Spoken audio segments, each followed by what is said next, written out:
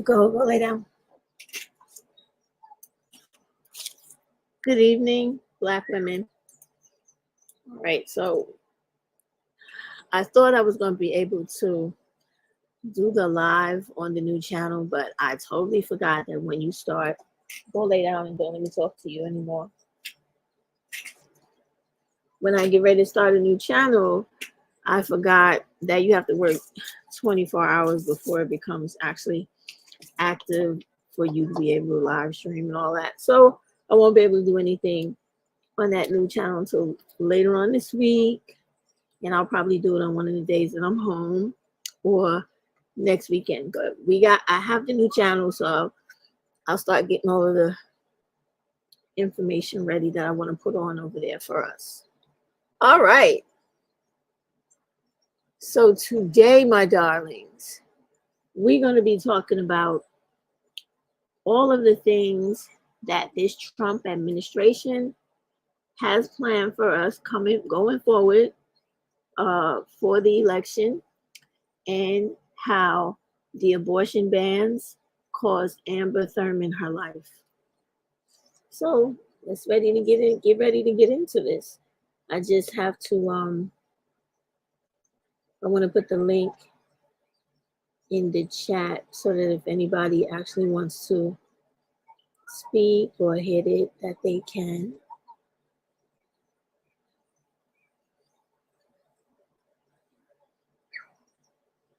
Let me just answer this subscriber. Mother Earth, I have to wait 24 hours to be able to access the channel, but I will try to put it in the comments of this video I'm doing right now, tonight live. Thank you for asking. All right, but no, I could tell her what it is. That's stupid. Now that I'm thinking about that, that's stupid. Just tell her what it is. Okay, it's at in our best interest. There we go. And then what do? They have this like dash, and then they have R 4 G. All right, there we go. All right, so we still gotta wait 24 hours though. We still gotta wait for that. And then of course it's gonna take me time to fix it up how I like it, because I haven't decided on anything up on that as of yet. So we'll get into it. All right, so okay. All right, so let me put the link in the chat in case anybody wants to hit it. Invite, copy that, close it out, put it in the chat. There we go. Put it up here at the top. There we go. All right, let me get my little banners in there. Let everybody know what we're talking about. Where's the domestic violence one? Is there? Okay, it's there. All right. All right. Evening, women. I'm trying not to stay too long because I got a lot of stuff to do Monday. All right. So, but here we go. So the first thing I want to do is I want to start out with Amber's story and let this video play, and then I want to go directly into Project 2025.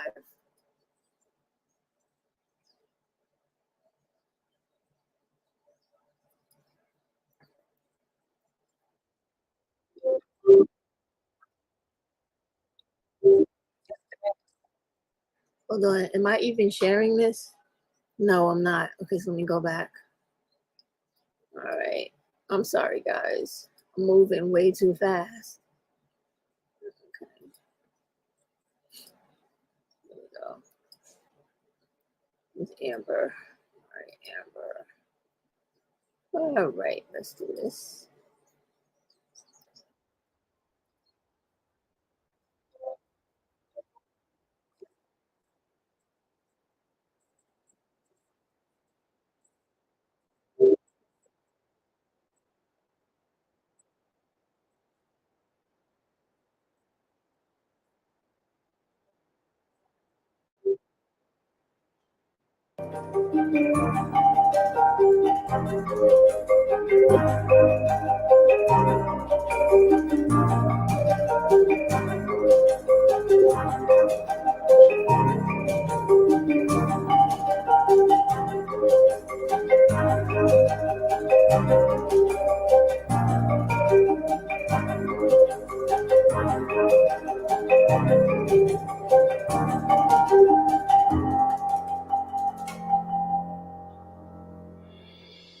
When ProPublica came to my home, I pushed them away. No, but Kavithia, she was persistent. She said, it was something that you needed to know. You have to hear me. Women around the world, people around the world need to know that this was preventable.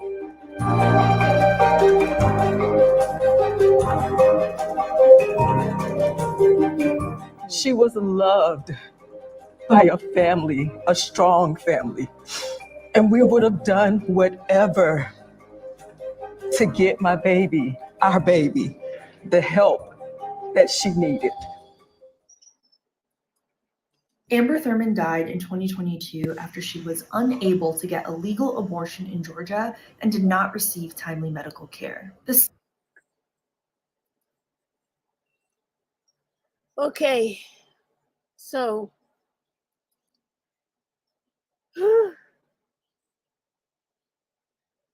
listen, we all know that this has happened to more women than Amber, but what we want to focus on today is the laws and the things that are going to impact and hurt women, but most importantly, Black women. And the reason I say that is because the main takeaway from Amber's story that you need to really, really hone in on is the fact that Amber did not have money to fly to New York City or another neighboring state that would actually perform an abortion if she needed one, or a DNC, which was actually available in her home state of Georgia.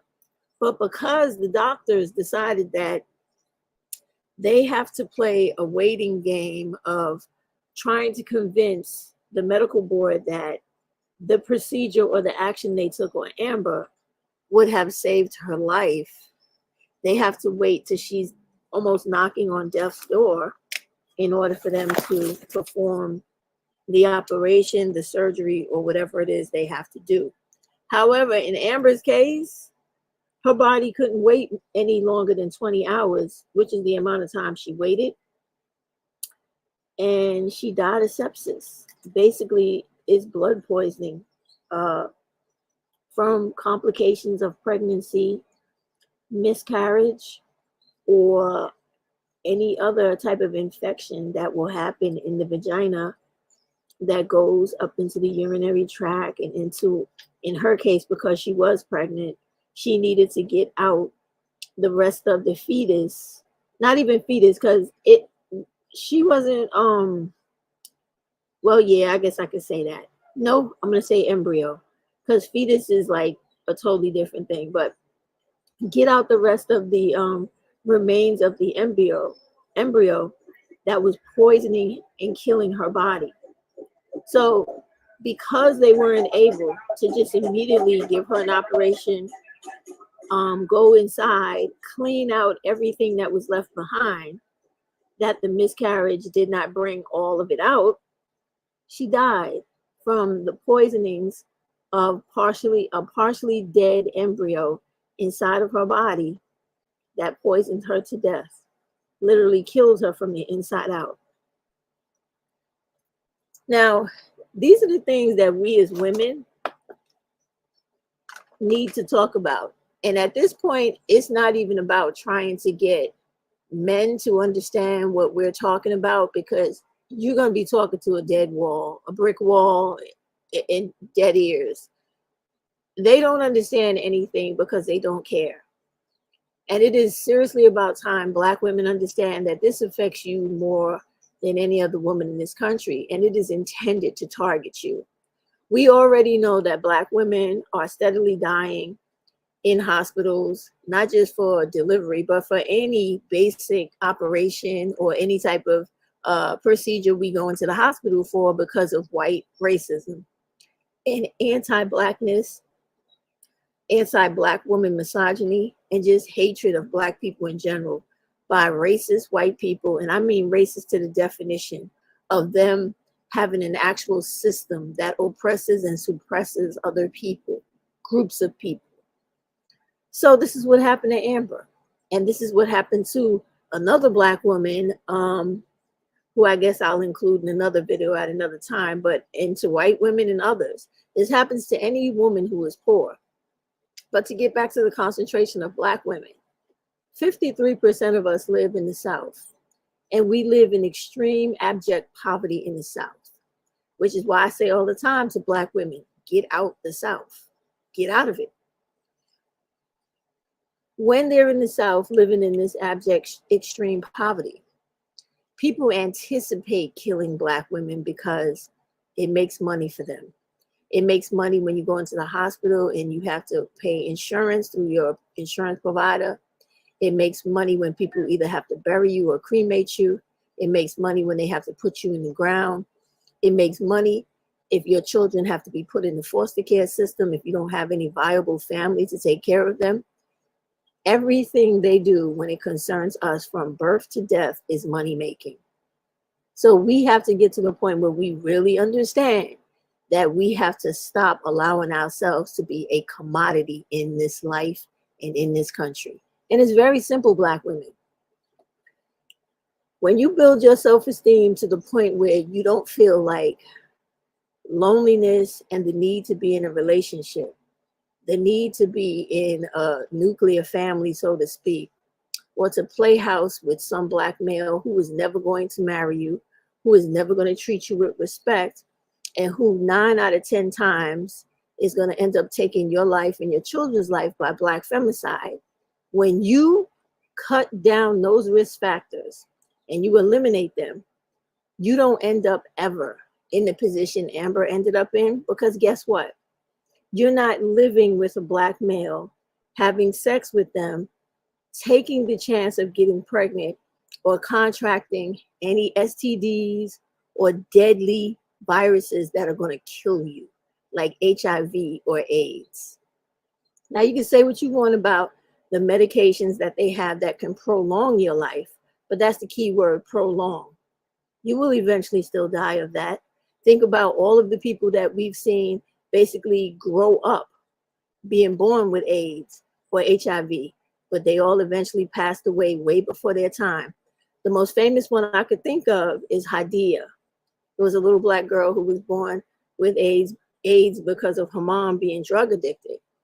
And I say these things to you for a reason, because it is so very easy to just understand that simple changes in our lives can make a world of difference in us living, staying alive, and living a much better quality of life. If Amber was never dealing with that guy, not living with him, shacking up with him, or wanting to play house with him and believing in these white people's nuclear homes where you must have a mother, a father, and etc., she would have never got pregnant, she would have never had a miscarriage, and she would have never lost her life. Do you notice how if you saw that interview or the interview with Oprah and Kamala Harris on YouTube, because it only aired on YouTube, you would notice that the father or the person who fathered the children, he didn't even have enough respect to show up to speak on Amber's behalf. He was nowhere to be found. It was the mom, as usual, and Amber's 2 sisters who showed up as her representation.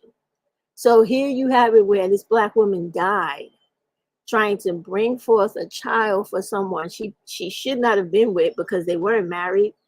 And this person didn't even have enough respect for her in death to show up to represent her or even have outrage. What interview did we see of him going crazy about the death of Amber? Not one. And this is the type of non-respect and throwaway of our humanity that Black women get when dealing with these Black males on a regular basis. Like, look at the Black dude that went viral not too long ago for his little baby dying, and him being all over the internet talking about how he's glad his son died because now he doesn't have to pay child support. This is the thing. Like, Black women, you got to stop thinking that people are trying to make you live lives that are going to be, sad or lonely, or you missing out on something when people are telling you not to deal with these dudes. Choose yourself, because you have to look and think about these rules and laws that they're trying to bring into our society that are going to kill Black women. Because Black women who are living in abject poverty in the South, you don't have $1,000 to $10,000 readily available on hand to jump on a plane and to have an operation, or to do whatever you got to do in another state so that you can survive. You don't have it like that. And so when you're living with these dudes and you're popping out these unnecessary children for these guys because you feel like religion, society, and family, and this pro-Black Pan-Africanism has taught you that you're supposed to be under this unloyal, dying, worshiping subjugation to Black males, that you got to throw away your whole life to be with them and push out children, instead of being selfish enough to care only about for yourself. If this woman was living this life and thinking about her best interest every day, she would still be here. Still be here. Because the state she lived in had a problem providing her with complete health care. It had a problem providing her decent quality prenatal care. So there would be no way any Black woman should be in that state, any Republican state, having children. And you think it's a joke, but y'all need to get out of the South. You're concentrated in the South. So every time white America wages an attack on Black women, they go directly to you. You're all there. 53% of you are there. That is a huge chunk of Black women living in extreme conditions that they don't have to live in. And this is why they come up with all of these bills like this, to keep you poor, keep you stuck, and to keep you in a position of taking your life so that they can use you as one commodity after the next. Now, this is taken directly from Project 2025. I want you to see what they have planned for Black women. This is for all women, but I'm talking about Black women today because white women are going to get treated a lot better than us, but we are the people that this country has always relied on to have these poverty babies, to be the worker bees for all of the rich people's companies, to fill their prisons, to, I guess, waste time in school when they're little boys because they don't learn anything, and to grow up and be the statistics that keep every racist system in this country thriving, growing, and working. So on page 480, Trump and his cronies at the Heritage Foundation, they're talking about women and the family. So I want to read a lot of this stuff so that you understand what they have planned for you when it comes to marriage, education, your household, and many more, even monitoring your pregnancies, contraceptive, them withholding and keeping you from contraceptives and everything else. So we'll start with the middle of page 480. And this says, allow child welfare funding to be used for marriage and relationship education. So Trump and them say that Congress should adopt the following recommendation from a report issued by members of Congress Joint Economic Committee. Now, keep in mind that just because these committees may actually exist, the information that they're quoting in this ridiculous manifesto does not necessarily have to be true or be exactly with what the findings for the committee resulted in, because we're talking about a man who is a liar. He's a liar. And the people who he surrounds himself with do not have any integrity. So they say children are far more likely to experience abuse when they're raised outside of their married parent family. That's not true. As a matter of fact, when children are in foster care or they are adopted, they are abused more than children who live at home with a single parent or any other type of extended family member situation. Title II of the Child Abuse Prevention and Treatment Act provides grants to communities for the purpose of preventing child abuse and neglect. And one of the stated purposes for which the grants can be used is for efforts to increase family stability. Now that may sound good, but think about things, Black women.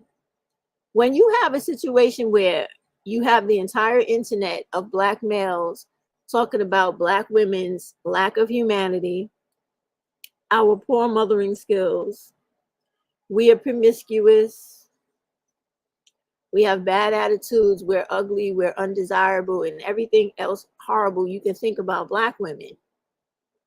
How would family stability ever be any type of obtainable goal, especially when Black males are killing Black women and girls every day, every 4 to 5 hours of a day? Black femicide is never taken into account in any of these laws, bills, or anything that that they're trying to pass. However, Congress could change the law to make it clear that Title II funding can be used for healthy marriage and relationship education. So we saw that doesn't work, because most Black males who are in prison, they have to go through anger management training, which is usually mandated by the courts upon release, right? Like just before they get to start their discharge paperwork and procedure, they go through a lot of these classes and things in prison, and it still does nothing. We all have seen through compliments of news, articles, videos, how these dudes come right out, and if they have not taken the life of the Black woman before they went into prison, when they come out, they either finish the job or do what they never got a chance to do. All right? And this is facts. So they think that by trying to show people to have healthy marriages, this will reduce the risk of families having their children placed in foster care. And I'm gonna read it right here, right? So right where it says states should consider using some of their Title IV-B funding for providing healthy marriage and relationship education for families at risk. So we don't really know what the at-risk part is. We don't know if they have ACS cases. Children have actually been hurt, killed in the situation. They don't go into that, right? But just supposedly at risk. I mean, they could say just being a Black child makes you at risk, because it actually does, because we live literally in a war zone, and Black women and children suffer from post-traumatic syndrome and trauma from Black males. So they say marriage and relationship education for families at risk of having their children placed in foster care. All right, so if the kids are placed in foster care and you claim you want to use these funds for particular education courses to promote healthy marriage and relationship education, we have that now, and it has not done any good. Right now in foster care, when you attend those classes, that's called family reunification, and it barely works.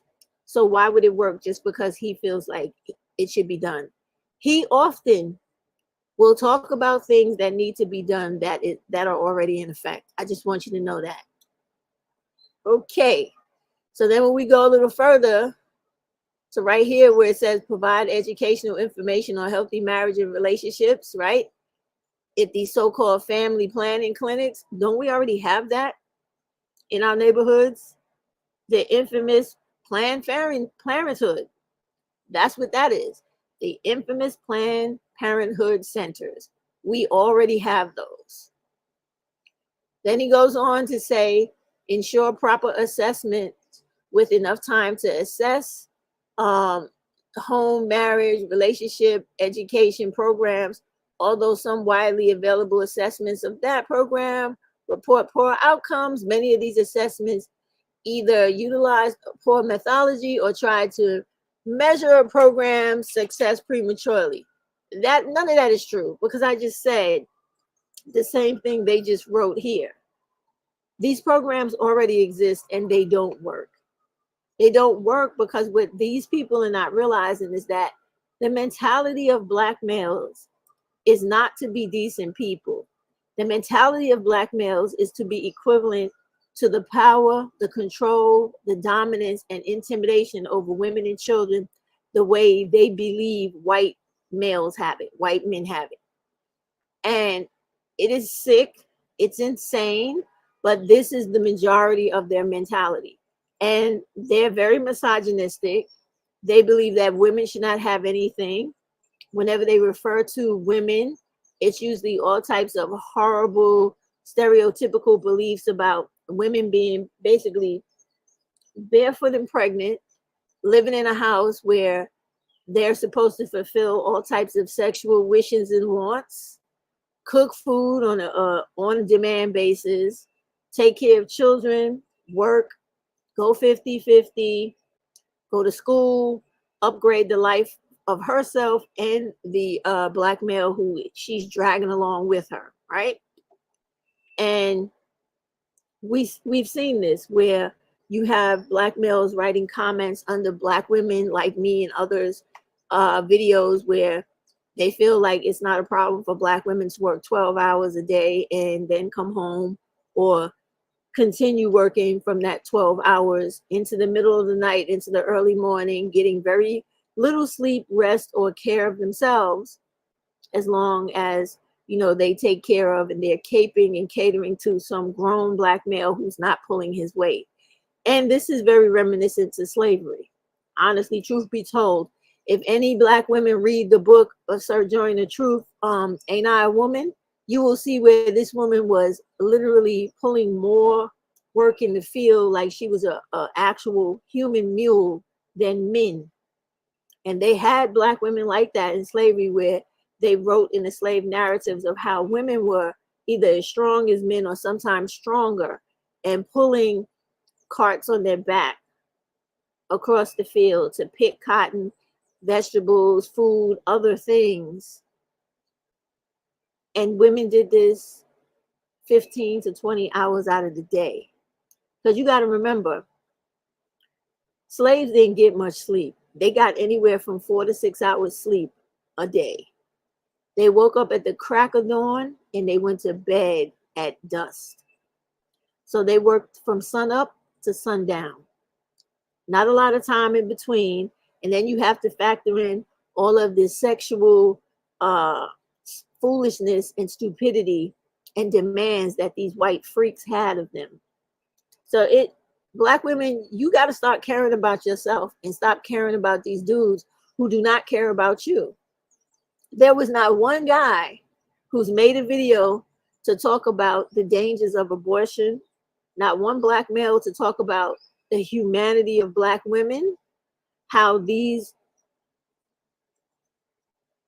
things that Trump wants to put into effect in this 922-page manifesto of Project 2025 that is literally built and written to take away all Black people's human rights, including these Black males who think that Black women are going to be the only one enslaved.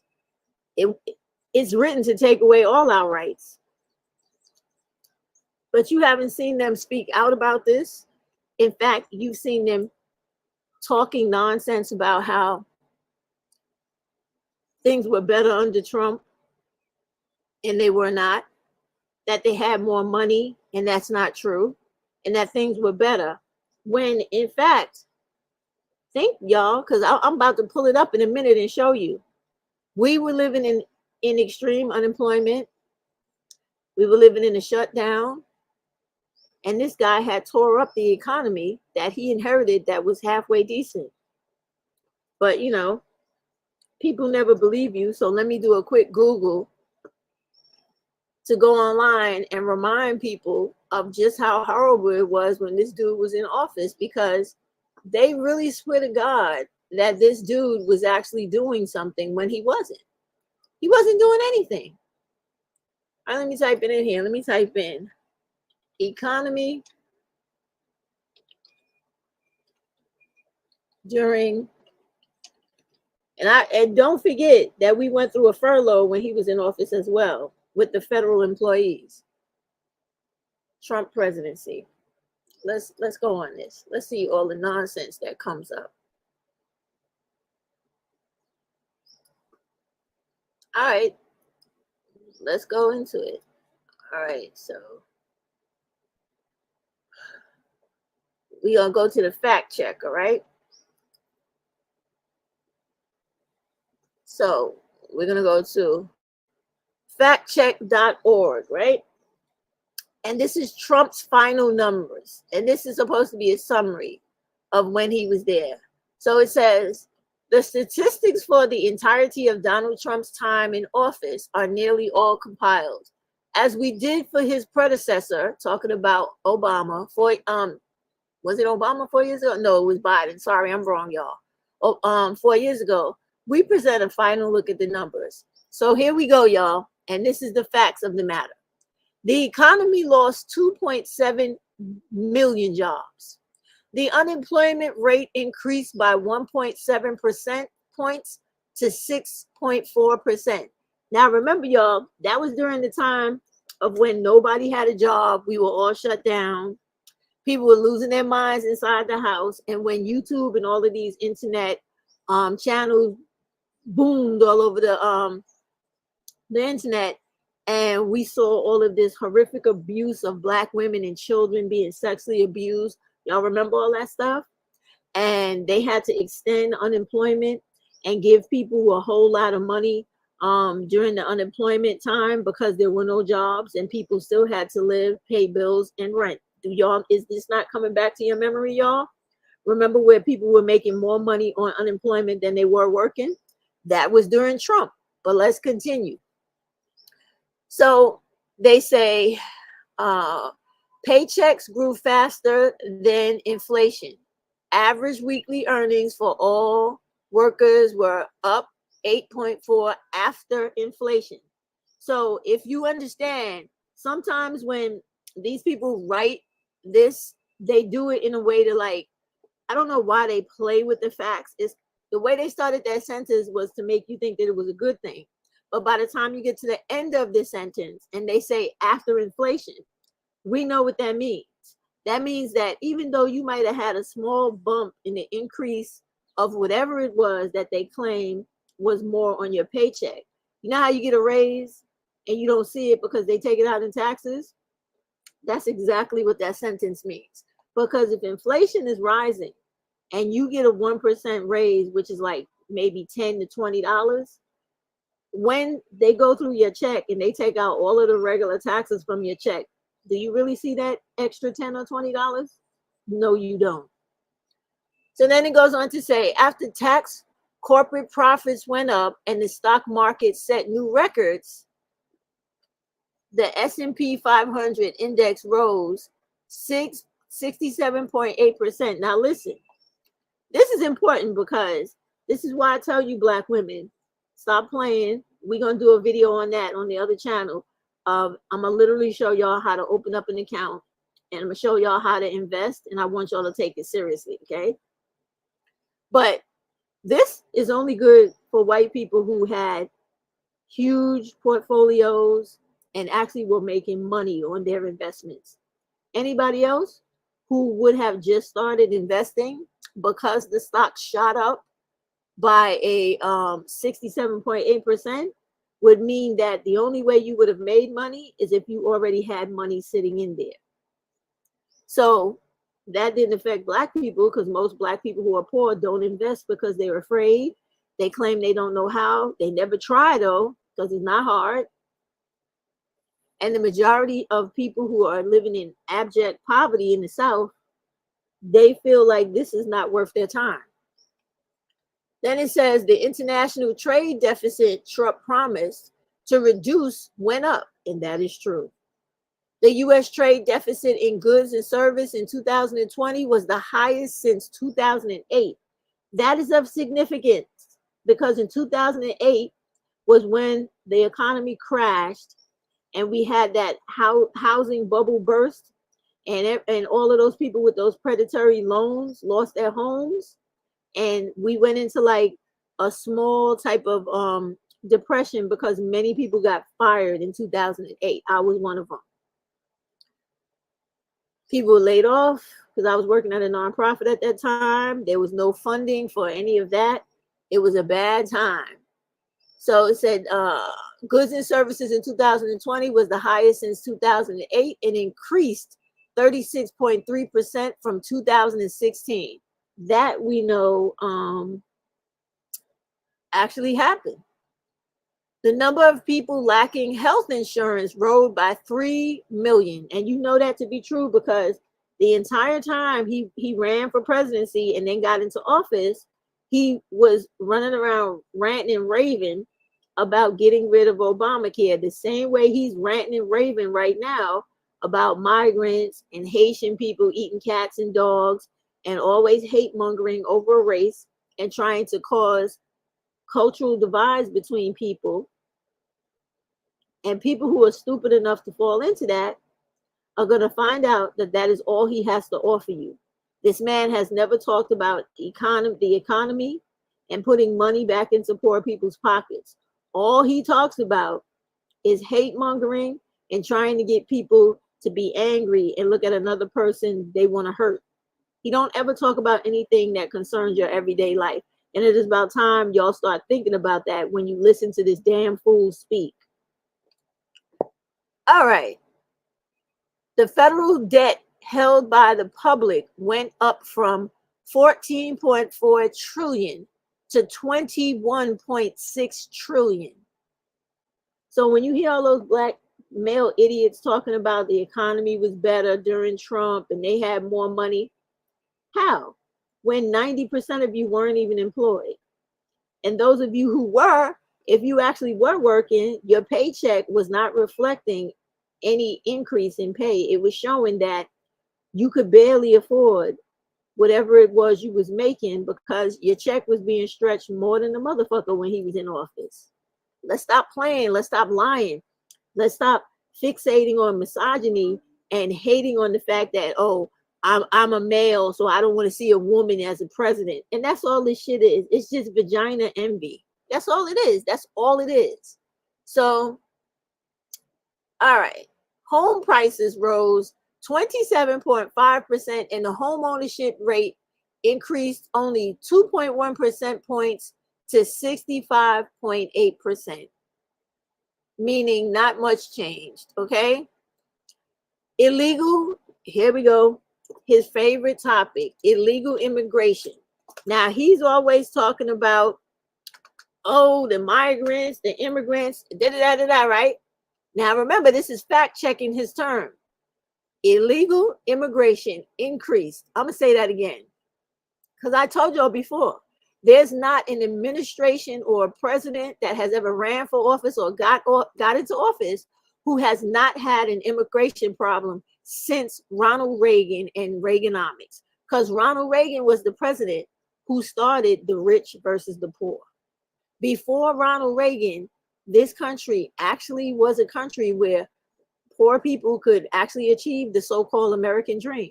But when Ronald Reagan got into office and the Republicans saw that poor people could actually live a good life and catch up to them, they said, oh no, we got to stop this. We got to do something about this. So, okay, we're going to come up with Reaganomics. And ask anybody who had a business from the 80s what happened to their business. And they will tell you how they lost their business and half of them lost their homes and were not able to recover. Sound familiar? Sound like COVID? Sound like COVID under Trump? Okay. So illegal immigration increased. Apprehensions at the southwest border rose 14.7% last year compared with 2016. Did you hear that? Apprehensions, meaning the immigrants they caught at the southwest border, rose 14.7, almost 15% last year compared with 2016 when this fool was president. Coal production declined 26.5% and coal mining jobs dropped by 25%. So you see how when they were doing that debate in Pennsylvania and he kept talking about fracking and trying to make it seem like, oh, you don't want the Philadelphian people to work. You're against fracking. And she said she was against it, but then she changed her mind. People can change their mind and they could hold two positions at one time because we're all human. We don't know everything, and we may not know enough to make a most informed decision. And then we learn a little bit more, and then we say, okay, I changed. Let me do something else now. That's the same thing that recently happened with me after I made that video about that really hating woman over there, Diamond, whatever her name is, and decided that she actually made a point when she said, if you really want to be this person that is out here being a social justice warrior for Black women online, then go ahead and do it. And I've decided that I will dedicate one whole channel to literally being a social justice warrior for Black women online. And I will keep this channel for being ignorant and talking crazy, cussing like an insane person and everything else. You learn. This is an example of learning as you grow. Does she get any credit for that? No. She just, brought something to my attention, because a person who has ill intentions towards you, don't give them no credit towards anything you do, because they don't mean well anyway. They just mean malicious intent, because that's where they're coming from. They're demons, like she is. So back to Trumpy. Coal production, since he was the fracking man talking about he's all for fracking. If he's so for fracking, why did coal production decline 26.5% and coal mining jobs dropped by 25%? Carbon emissions from energy consumption dropped 11.3. Can we say hypocrite or talk out of one side of your mouth and then the other, or one side of your face and then the other, to be a two-faced liar? That is Trumpy. Then, since he's such a pro-gun advocate, handgun production rose 12.5% last year compared with 2016, setting a new record. Okay? I don't really like guns, so I'm not going to get into that, because I think guns should be controlled because of all of these mass shootings that we have. So I'm going to just fly past that. You guys could reserve your own opinion on that, okay? The murder rate last year rose to the highest since 1997. Oh, what a correlation. Black women, you should find that very intriguing. Now, 1997 was part of the 1990s crime bill by Biden, who actually was asked by several Black people in the Black caucus, Black communities, Black voters, Black moms, and people who were being taken out of this life by Black males who was on the corner and doing all of their, they want to be Nico from, the projects and etc. And the hottest dope boy on the block. And they're running up into projects and taking it over like they claim the Venezuelans are doing right now. This is what Black dudes was doing back then. Selling crack to pregnant women, doing drive-bys, and making every Black community in America as dangerous as possible until they got grabbed up off the streets and thrown properly into prison. And when that happened, the amount of Black women that thrived, went to college, got an education, changed their lives, and got out of the ghetto was amazing. But what's the correlation to this today? We're seeing the murder rate rise again because of Black femicide, are we not? Black femicide is the murder rate in America. Black women, you need to come to grips with that. And especially you Black women who are out there worshiping Black males and running from Black femicide. You better wake up and pay attention, because you very much might be next. because you were the ones up under these dudes and dying literally, and you probably will get killed literally trying to be with these dudes in relationships. You gotta be cool, y'all. Trump filled 1/3 of the hit. Listen, y'all, listen. Trump filled 1/3 of the Supreme Court, nearly 30% of the appellate court seats, and 1/4 of the district court seats. Now, this is where, when we talk about the things that the Supreme Court does and these judges do, right, to hurt women today by taking away Roe versus Wade, taking away DEI, taking away affirmative action, because he stacked the courts with his overly loyal, racist, Klansmen affiliated MAGA nuts in all of these positions in all the courts. The Supreme Court is the 3rd government body. You know how we say it's 3? It's actually 4 branches. It's the people, it is the judicial, the legislative, and the executive. Now, come on, y'all. The judicial branch, come on now. Supreme Court is horrible. Look at Clarence Thomas. Look at Alito. Look at all his boys on the Supreme Court that just do anything he tells them to do. And they gave him the power of immunity. And that's the thing that really kicks me in the head when it comes to these ignorant black dudes that are on all types of talk shows and news panels where they're clamoring for Trump, but they're not even talking about the fact that Trump has said that police have immunity. So when they go out and George Floyd these dudes, no one's going to be able to call Ben Crump and sue. No one's going to be able to yell and scream about, oh, why you kill him like that? Why you shoot him like that? Why you beat him and drag him into the car like that? The cops have immunity. So that means you have no legal recourse. But this is what these fools are out here voting for. All because they refuse to be educated. They refuse to read the simple things like I'm showing you right now online, which only takes a simple inquiry into Google. Like I just typed in a simple question and got back a fact check on Donald Trump's term. And look at it, the Trump numbers, okay? Jobs went down. Unemployment went up. A couple of job openings went up. That's good. But does that mean that people got hired? Nope. Real weekly earnings went up, so they claim. But if you have an economic growth rate that goes down, it don't really balance out, y'all.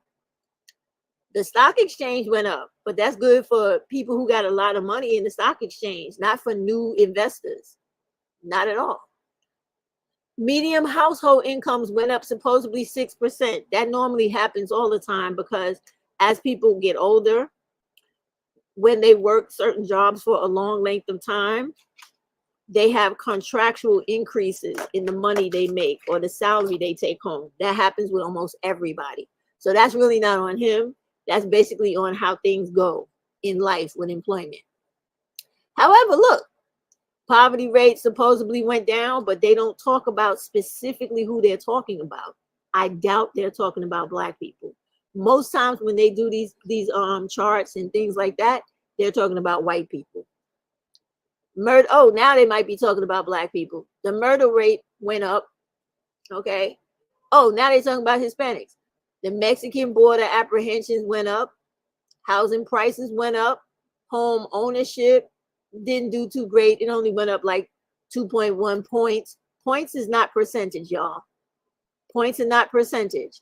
Points go with the interest rate. Okay. So whatever the interest rate is, you gauge the points to go up based on the interest rate. Corporate profits, but what black male in the hood has corporate profits? Not many. Federal regulation went up. You know why? Because the more regulation you have, the less the FBI and people whose job it is to do what they're supposed to do to protect from the public are put under like some type of restriction where they can't fully exercise the full rights of their jobs and duties. So these are the things that he likes to do. Remember, he said if he gets in office, he's getting rid of the FBI. Do you know what the FBI's job is? It's to investigate the president and hold them responsible. That's part of their job. So I wonder why he wants to get rid of them. You got to think, people, especially those dumb black males. But even when you show them and tell them, they don't want to hear it anyway, because they just don't want to see a black woman or a woman at all best them, because they've been so conditioned and conquered by white men in this country that they feel like men are supposed to have everything, and then they decide what they want to give to women, and women have to be satisfied with what they get. As accomplished as Kamala Harris is, there have been black males on shows like I saw today, Straight Arrow News, where this young black dude who was completely stupid, I'm gonna show y'all that clip because I feel like exposing it. They were all stupid on that panel. And he literally said he doesn't feel she's ready for the presidency. Do you know how accomplished this woman is? She's more accomplished and has more experience than Trump ever had. Was he not a celebrity and a so-called businessman who inherited his whole lifestyle from his daddy? He ain't never been in politics before he became president. That's the reason why the whole world was laughing at America. Do y'all not remember that? All right, let's keep going. People without insurance went up 3 million. Food stamp recipients went down, remember, because we didn't have no money. So it's not like that's a good thing. People was out here starving. And you couldn't go no damn where because COVID had the whole place shut down. Y'all got to remember the reality and stop living on fantasy. Coal mining jobs went down, but yet he's the fracking cheerleader. Remember that. Manufacturing jobs went down. That's where most black people work, in retail, in stock jobs, in the warehouse. Okay. Debt always goes up. Isn't that wonderful? Trade deficit went up. That's not a good thing, y'all. That's a bad thing. The consumer price index, handheld gun, everything that hurts you goes up, except for crude oil. Crude oil production is pretty good. But yet, they didn't say where it was and who it was affecting, so we don't know. All right. So they said all figures represent most recent data of 7/24/24 since 1/2017, unless otherwise noted in our story. But then they go on to say, no single number can tell the whole story, which is true, because in every one of those categories, there were crazy things that happened during his administration. Do y'all remember how they stranded many American people overseas, talking about a ban on Muslim people and all that craziness, and how they was treating Islamic people like black people, running up to them, smacking their kufis off and pulling their hijabs off their head and telling them they couldn't get on planes, and even if they were citizens, they couldn't come back to America. Y'all don't remember all that? I sure do. I damn sure do. Let's see here. Analysis.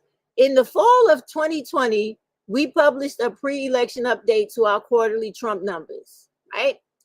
Blah, blah, blah, blah, blah, blah. It takes several months for some of the data to be finalized. While it's likely some numbers will be revised in the future, we now have measures for Trump's complete time in office. Some of the figures, notably the net job loss and gross domestic product, were affected by the COVID-19 pandemic. Do y'all not remember he screwed up all the money that was given to him and was arguing about whether we needed masks or not while people died? They're probably going to talk about that next. Which struck in Trump's final year in office. Becoming a defining issue of his tenure, scientists quickly developed very reactive vaccines, 2 of which were authorized for emergency use. All of them were authorized for emergency use in the US while Trump was still president in December 2020. But the day Trump left office, 401,000 people had died from the disease caused by the novel coronavirus, and the economic fallout was far from over.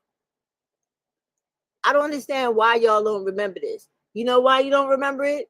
Because you're remembering that as this dude was leaving his last year in office, and you have a period where the last president leaves and the new president is coming in, that was the month that the stimulus checks were let out. When Biden and them were transitioning into office, and Nancy Pelosi got the Congress to vote the way she needed to release the checks to stimulate the economy. Let's go. Let's see if I can find a video of Nancy Pelosi and them talking about stimulating the economy, because people don't want to remember the facts. They want to live in fantasy. 2020, Nancy Pelosi.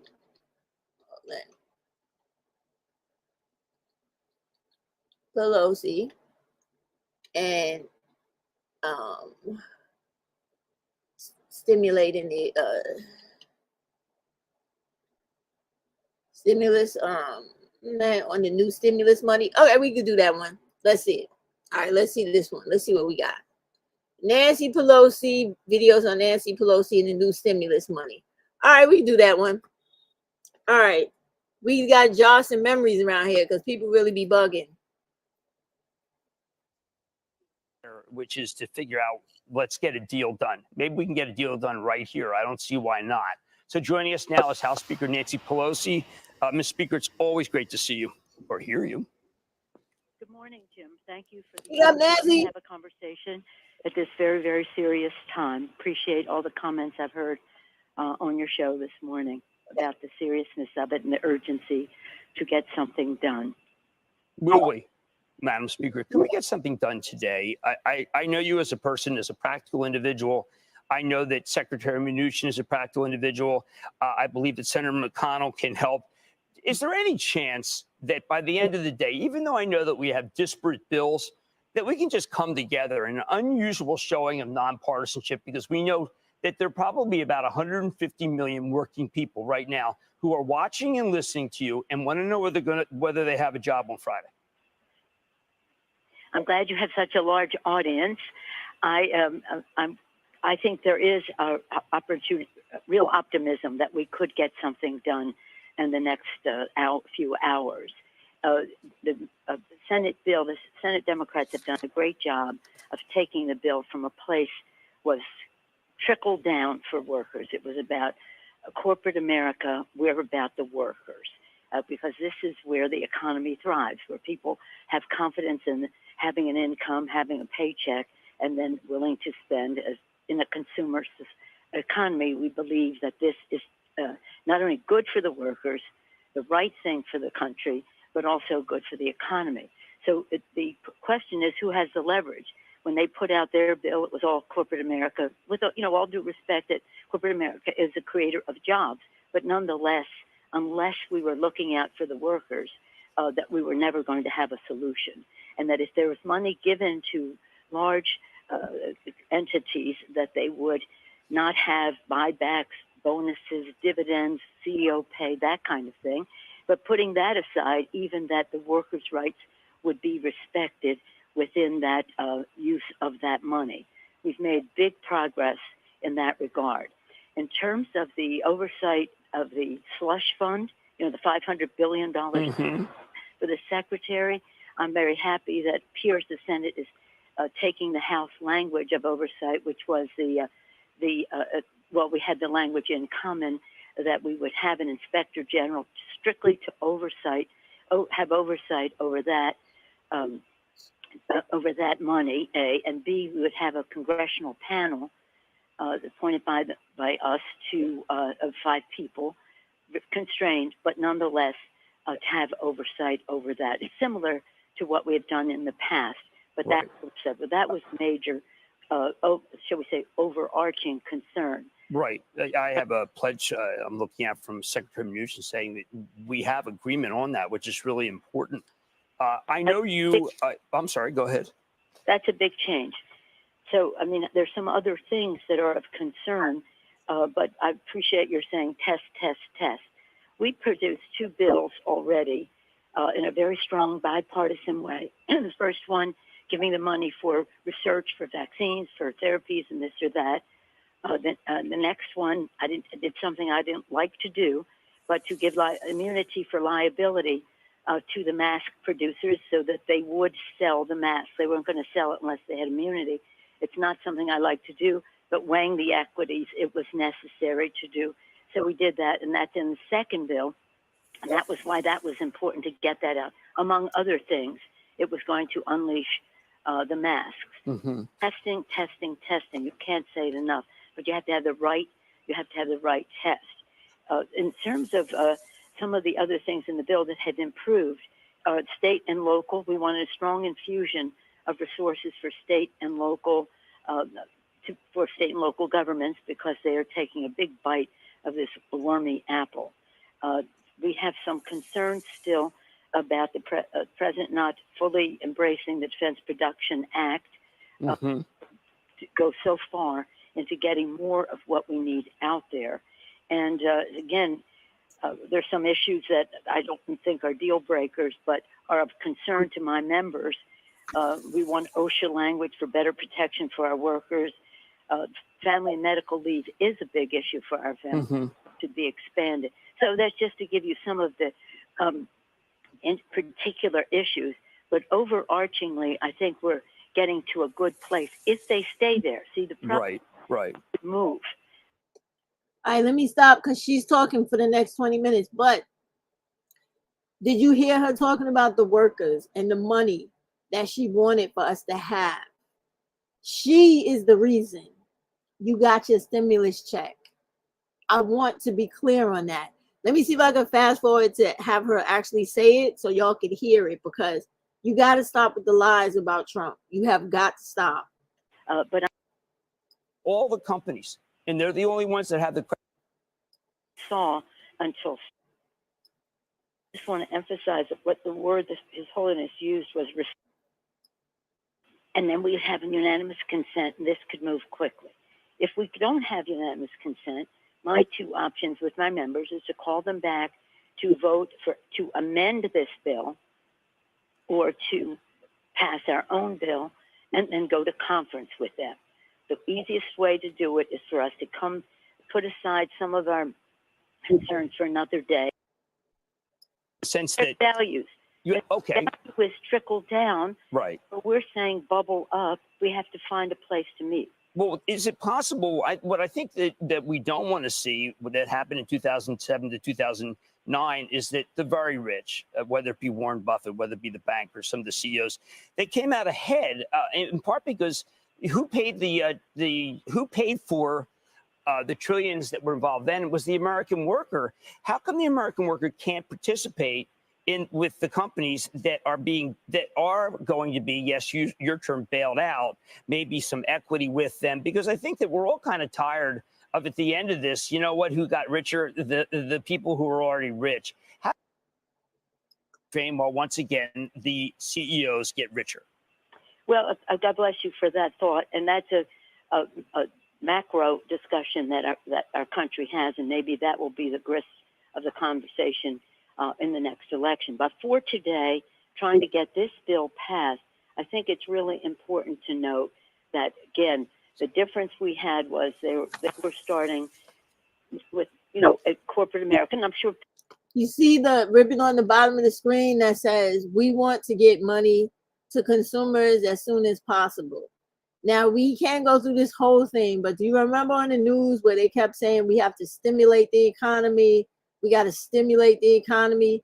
That's the whole reason why, thus the name, stimulus checks were given, because they knew people didn't have money. So they gave you money to buy stuff, to circulate your dollar in your community, and to get you back into moving around and doing things in life that you weren't doing during the whole time you were shut down and isolated in your home.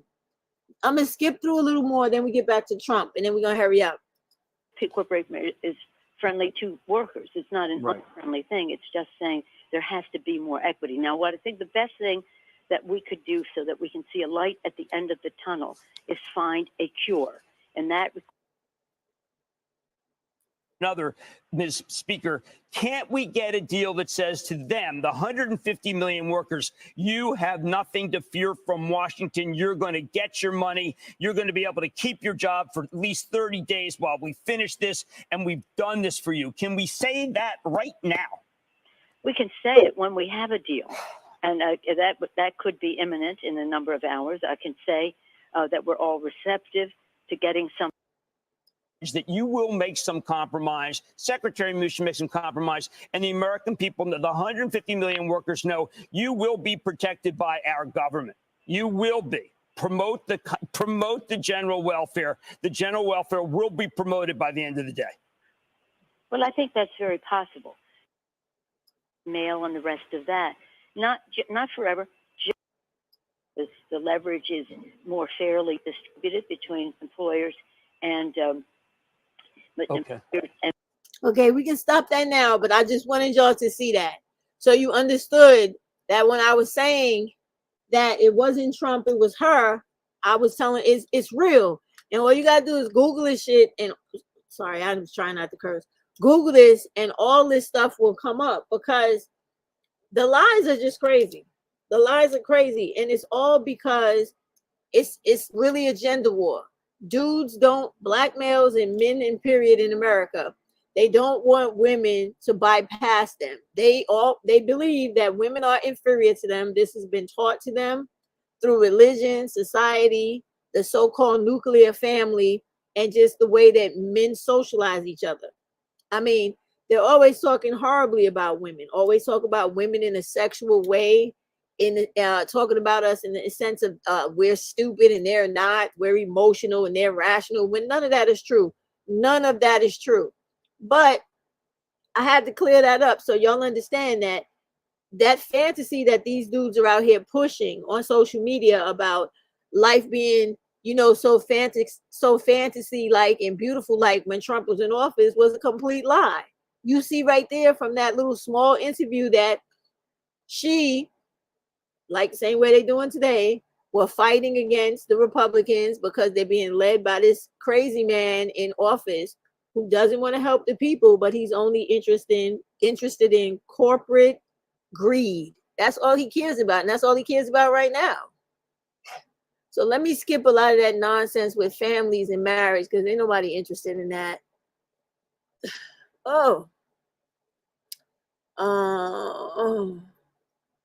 That's more. I thought you would find this interesting, black women. Trump wants to eliminate the Head Start program. You see where it says Head Start originally established and funded to support low-income families? It's fraught with scandal and abuse. With a budget of more than $11 billion, the program should function to protect and educate minors. It actually does. But anyway, sadly, it has done exactly the opposite. That's not true. My children went to Head Start and they were all smart. All of them went to kindergarten and first grade, and they were tested for specialized programs for the talented and gifted kids for attending preschool, because the preschools were really teaching them as if they were in first grade already. All right.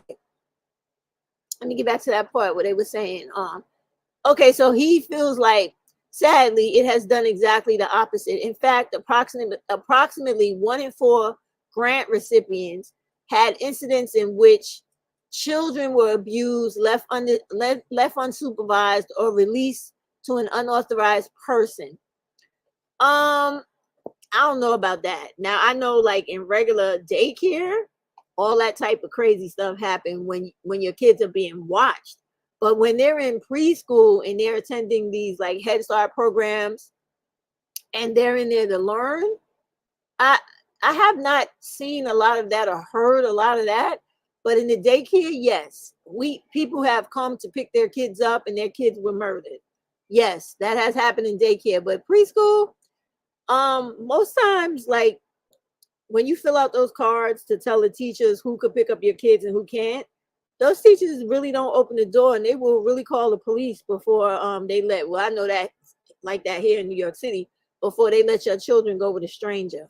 But you know, when you live in those Republican states and people can walk around with guns and stuff like that, and they show up to your children's daycare and Head Starts with full automatic weapons and stuff like that, yeah, people will be forced to turn over the kids. It's not like they voluntarily giving them.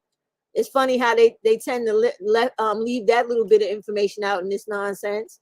So he says research has demonstrated that federal Head Start centers, which provide preschool care to children from low-income families, have little or no long-term academic value for children. It's funny he should say that, because the reason that they don't want your children to learn and to go to preschool so that they fall in love with school is so that they could definitely end up on that school to prison pipeline. That's definitely what that's about. No kidding. That is definitely what that is about. You better believe it. So let me see. What is the other? There was another part in here. So they say that it had little or no long-term academic value on children. That's not true. Given its unaddressed crisis of rampant abuse and lack of positive outcomes, they're in preschool. What does he want them to do? Graduate from college from a preschool program? This is just the fact that you got to understand that when these white people talk about poor Black people, they have the lowest expectation of us, and they always talk horribly about us. Look how they talk about us as adults. They say we stupid. Nobody's dumber than us. We can't learn. You know, everybody's smarter than us. And that none of that is true. They just hate you with such a passion that they can't even be rational because their hate is so intense. At the very least, the program's COVID-19 vaccine and mask requirements should be rescinded. Okay, so look at what he's saying. So he wants to take away the programs and also take away the protective gear and protective what do they call those? But PPP, protective or whatever it's called, to make sure the kids are safe. So he wants to take away everything. Wow.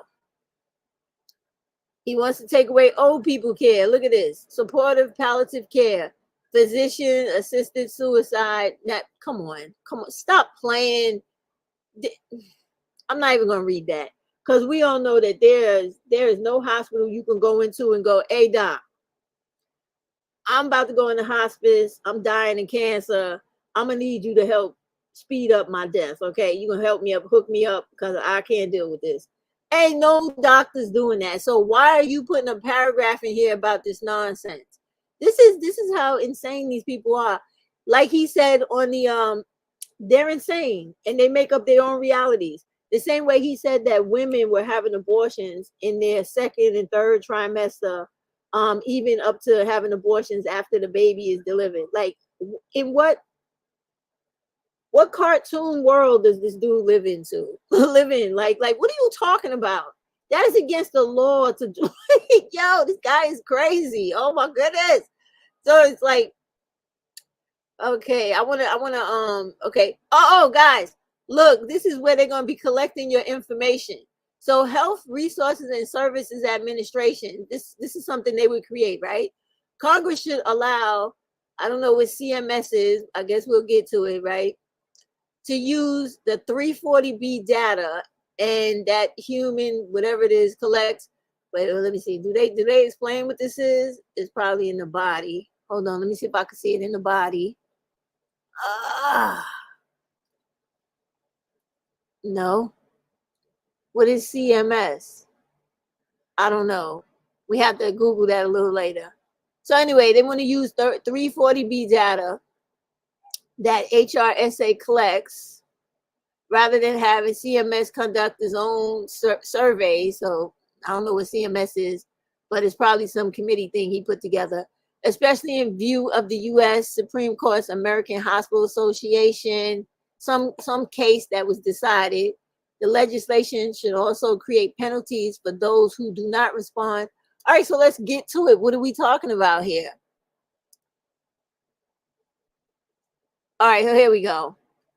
So the state could continue to reserve their powers to establish the standards for licensing and scope of practice. So they're going to establish standards for licensing the doctors and how they can practice. The providers could ensure continuity and consistency of care no matter where the patient might move, while maintaining the licenses that make the most sense for them. This is when I told you they was going to be monitoring your pregnancy and stuff like this. This is the two entities he would create to monitor you, this HRSA and this CMS, whatever that stands for. So it says, Americans are far more mobile and technologically advanced today than they were when most healthcare laws were written. Telehealth has become increasingly important, particularly during the height of COVID-19. It has also been a great potential in rural and other areas where shortage of healthcare providers. Okay, so let's get down to it. HRA, restore Trump's, oh Lord. So, however, I know Trump's religious and moral. So that HRSA does not have the authority through this office to dictate licensure laws. Okay. The power has typically been reserved to the states. However, telehealth across state lines, when permitted, is interstate commerce, which can be regulated by the federal government according to the Constitution. So all that jazz that I just wrote basically is the law that they would be setting up to have the doctors and whatever type of physician or practitioner you go to track you anywhere you go in America. And they're saying, and they were giving you the case study of what gave them what they think gives them the right to do this. Then when you go here, it talks about how Trump wants to restore religious and moral exemptions to the contraceptive mandate, also a CMS rule. What is this CMS? So anyway, okay, I'm sorry. Coverage of certain preventive care under the Affordable Care Act proposed jointly by Health and Hospitals, Security, and Labor. All right, so that's still more legal stuff. So then we go down here. Okay, so now they're going to require this HRSA to use rulemaking to update a women's preventative services mandate. So the contraceptive mandate issued under Obamacare has been the source of years of erroneous attacks on many Americans' religious and moral beliefs. The mandate was issued as part of the Women's Preventative Services Guidelines, which were issued without any rulemaking that involved public notice and an opportunity to comment. Instead, this agency, whatever, that HRSA, are started off not requiring coverage for fertility awareness based methods of family planning, then requiring them and then removing the requirement without notifying the public. A federal judge recently ruled that this failure to undergo notice and comment in issuing the mandate is unlawful. Good. So now this HRSA should be required to, what are they trying to say here? But they're just talking about the act. Oh, here we get into it. Moreover, since the Obama administration entitled its long-term contracts with pro-abortion American College of Obstetrics and Gynecologists and related entities to serve as exclusive advisor. So basically, with respect to content mandate is used for arrangement to ignore comments. More contract, more committee and legal talk, nothing real yet. Okay, here we go. So the ACA, the American Academy,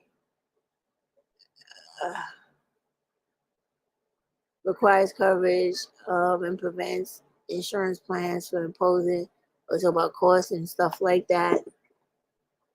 There we go. The eliminate men's preventive services from the women's preventive services mandate. So this is the thing when I told you when they was going to take away your contraceptives. So you can't have condoms because it says right here, the guidelines to include male condoms after claiming for years that they making up excuses. You know how people say condoms don't work? So they're saying that since after complaining for so many years, condoms don't work, you don't need to have them, right? Then they say eliminate the week after pill from the contraceptive mandate as potential. They getting rid of that. One of the emergency contraceptive covered under, it was covered under the current health care, but they're gonna stop it. They don't like it. They say it's too close to the abortion pill. Remember when they took the abortion pill to court and they tried to make it seem like the FDA didn't have the right to say that it was actually good for women to use it when it had been around like since forever, and there had never been a problem with it. They're using all kinds of excuses to try to say that you don't need abortion and should eliminate. And then they're just trying to say that you don't need nothing to stop you from being pregnant. And then they start talking about how they're going to stop. What is this? The HIV, gender transition. They stopping that. Then down here, ensure that training for medical professionals and doulas is not being used. Okay, so now they're making sure that even doulas and doctors cannot have any abortion training. This is crazy. It literally says HHS, right, should ensure that training programs for medical professionals, including doctors, nurses, and doulas, are in full compliance with restrictions on abortion, funding, and conscience protection laws. So they're not, you see what they're doing? Trying to make everybody know that you're not supposed to do these things or you're going to get in trouble. Let's see what else they're talking about. Now they see right here, they talk about prioritize funding for home-based childcare, not universal daycare. So they're trying to baby trap you. You see how we normally make jokes about young girls, or we try to warn young girls about these old dudes that want to baby trap young girls? So here, instead of you going to public assistance and getting a voucher for the community daycare, now they're going to try to say that you can't have a daycare voucher without it being inside your home. And more than likely, you have to be there to watch your own kids. Because who's going to let a stranger come into their house and watch their own kids just to do it? I mean, you can. I've done it with domestic agencies, but that's like a nanny service or whatever. But I mean, it's just random people. Hey, you, I got a daycare voucher. You want to come inside and watch my kids? Who's doing that? So let's see what they say. They say that preschoolers are on track with their development and ready for school. And more than 1 in 4 of children who experience abuse or neglect are under 3. Oh my God. See, you see the fear mongering? They keep trying to say that kids aren't safe in school or in the daycare less than 3 years old. Now, sometimes that's true. But for the great majority, kids are hella safe in school. They like the socialization. They learn. They're happy. They like the independence. They like the freedom. They like having something to do every day. I know my kids were so happy to go to school. They're like, oh, I'm going to school. I said, yeah, you're going to work now. Get ready. So, you know, they liked it. But what they're trying to say is they want the kids to stay home up until 3 years old. You know why that is? Because the likelihood of a woman getting pregnant again while she's sitting at home with kids up until they're 3 years old is likely to happen at least 2 more goddamn times. So they just trying to like fuck women up. Fuck it. Listen, I done fucked up. I done cursed too many times. They're trying to fuck black women up, and they know that black women already live in poverty.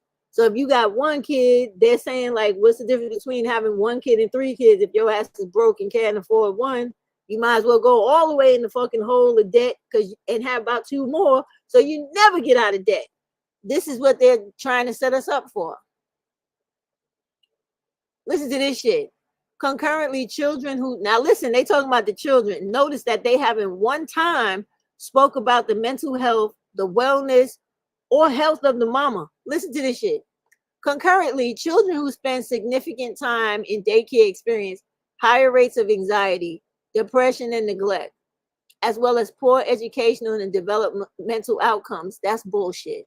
Instead of providing universal daycare funding, should go to parents either to offset the cost of staying home with a child or to pay for familial in-home childcare. So like I said, they never learned anything from all the children that were being sexually abused, beaten, and killed during the COVID shutdown. Because they're literally trying to say that children are safer in the home with their abusers than they are in public daycares and preschools where they actually have inspectors who normally go out to those sites to check during the week. Now, are they mind readers to know when one person who works there is going to be a damn fool and do something completely wrong? No, they don't. But for the most part, about 80% of those kids are normally safe, and you get a few that slip through the cracks and they have all types of horrific situations, but it's not the children who are having these issues, it's the ridiculous people that work there. But in this paragraph, they're saying it's the children. From my experience in life, children, when they do anything for the first time, they're a bit apprehensive because they're babies. They live what they learn what they live, literally, right? So if they're sheltered little kids and their parents do not make them children that go out and experience the world, experience other people, and are very self-assured, secure little people, they're not really scary. That's where they get the word precocious. When they say, oh, this is a very little precocious little child, whatever, right? It's because the kid is not afraid to venture into the world and ask the questions like, what's that? How does that work? And why does that do that? And where did it come from? Little kids that are like that are the most normal, naturally growing, most secure little kids on the face of the earth. It's the other children that are being really fucked up and are going to grow up to be the menaces of society, the ones that get slapped in the mouth, told to shut up, children supposed to be seen and not heard, all that ignorant, backward shit that we've been taught in a lot of families, not all of us, but in too many. And they grow up in households with mothers who cannot protect them from their abusive, ignorant ass, never graduated from high school father. This is the shit that happens. Like the majority of these women that we see that end up on the Black femicide list, videos and all that, they are those women. These are the women that are getting fucked up in front of their kids, dragged through the house, getting their legs broken like them African women that run from Africa to Europe, and they end up marrying those white dudes that beat the fuck out of them and break their legs. That's a good video. Y'all need to go check that out over there on Pretty Black Magic's channel. She had a good documentary over there on them African women running from the African men to the white men in Europe and getting beat down worse in Europe than they were in Africa. It's fucking crazy. The whole world is crazy, and they just tearing black women down all over the fucking world. So this is some bullshit. I don't believe this. I don't think they should be using daycare vouchers for women to stay home, because these white men are not thinking about nothing. What about the woman who is the domestic violence victim, her and her kids, who want to get away from this motherfucker? With you putting this program into practice, you locking her into a lifetime of ass whoopings and trauma and terror, and you doing the same shit to her children. See, what I've noticed as I'm reading this bullshit is that they are not putting any accountability or onus on the male. They're making it seem like all of this shit is to control, and it literally is, to control a woman and keep her stuck in the home being a servant to the man. While the dude, who is usually the one that is the denominator in the abuse and the neglect and all this other crazy stuff they're talking about children go through, is usually as a result of the father. An over-domineering dude who's running around calling himself an alpha, fucking up people, thinking that toxic masculinity is a sign of strength in manhood, when that shit has nothing to do with being a man. It has everything to do with being a fucking homicidal, psychopathic goddamn nut. So I'm looking at this. And then they're going to top it off, put the cherry on the top of this madness, talking about this should include relationship education curricula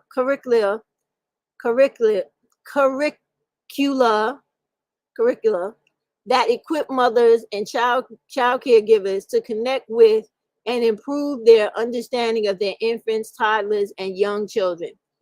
Definitely a man wrote this because he knows absolutely nothing about natural bonding between mother and children at delivery and secure attachment as the child grows. If the baby is hopefully a breastfed baby where mom has enough sense to know that formula is bad for babies and that breastfeeding is the best, it builds babies' immunity. It builds babies' security in mom. It builds the attachment between mom and baby. Baby knows I can trust mommy. Mommy is always here for me when I cry. She feeds me, changes my butt, burps me, makes sure I'm happy. Mommy is there. When I'm happy, I see mommy's face, I smile. But if mommy's feeding me a bottle and she's getting fucked up when she's trying to warm up the bottle and things are going bad for mommy, mommy is sad, I'm sad, our lives are bad, and no one is considering this in this crazy ass manifesto. It's insanity. It is really insanity. You don't build a connection with infant, toddlers, and young children in an abusive relationship. This is what these white dudes don't understand. And you know why they don't understand that?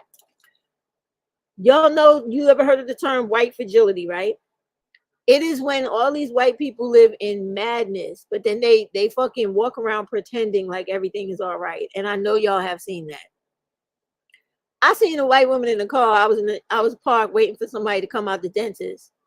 She's sitting in the car with her husband or whatever the fuck he was. They had 2 kids in the backseat. This nigga would punch this lady in the head like 3 or 4 times, quick, fast in the front seat.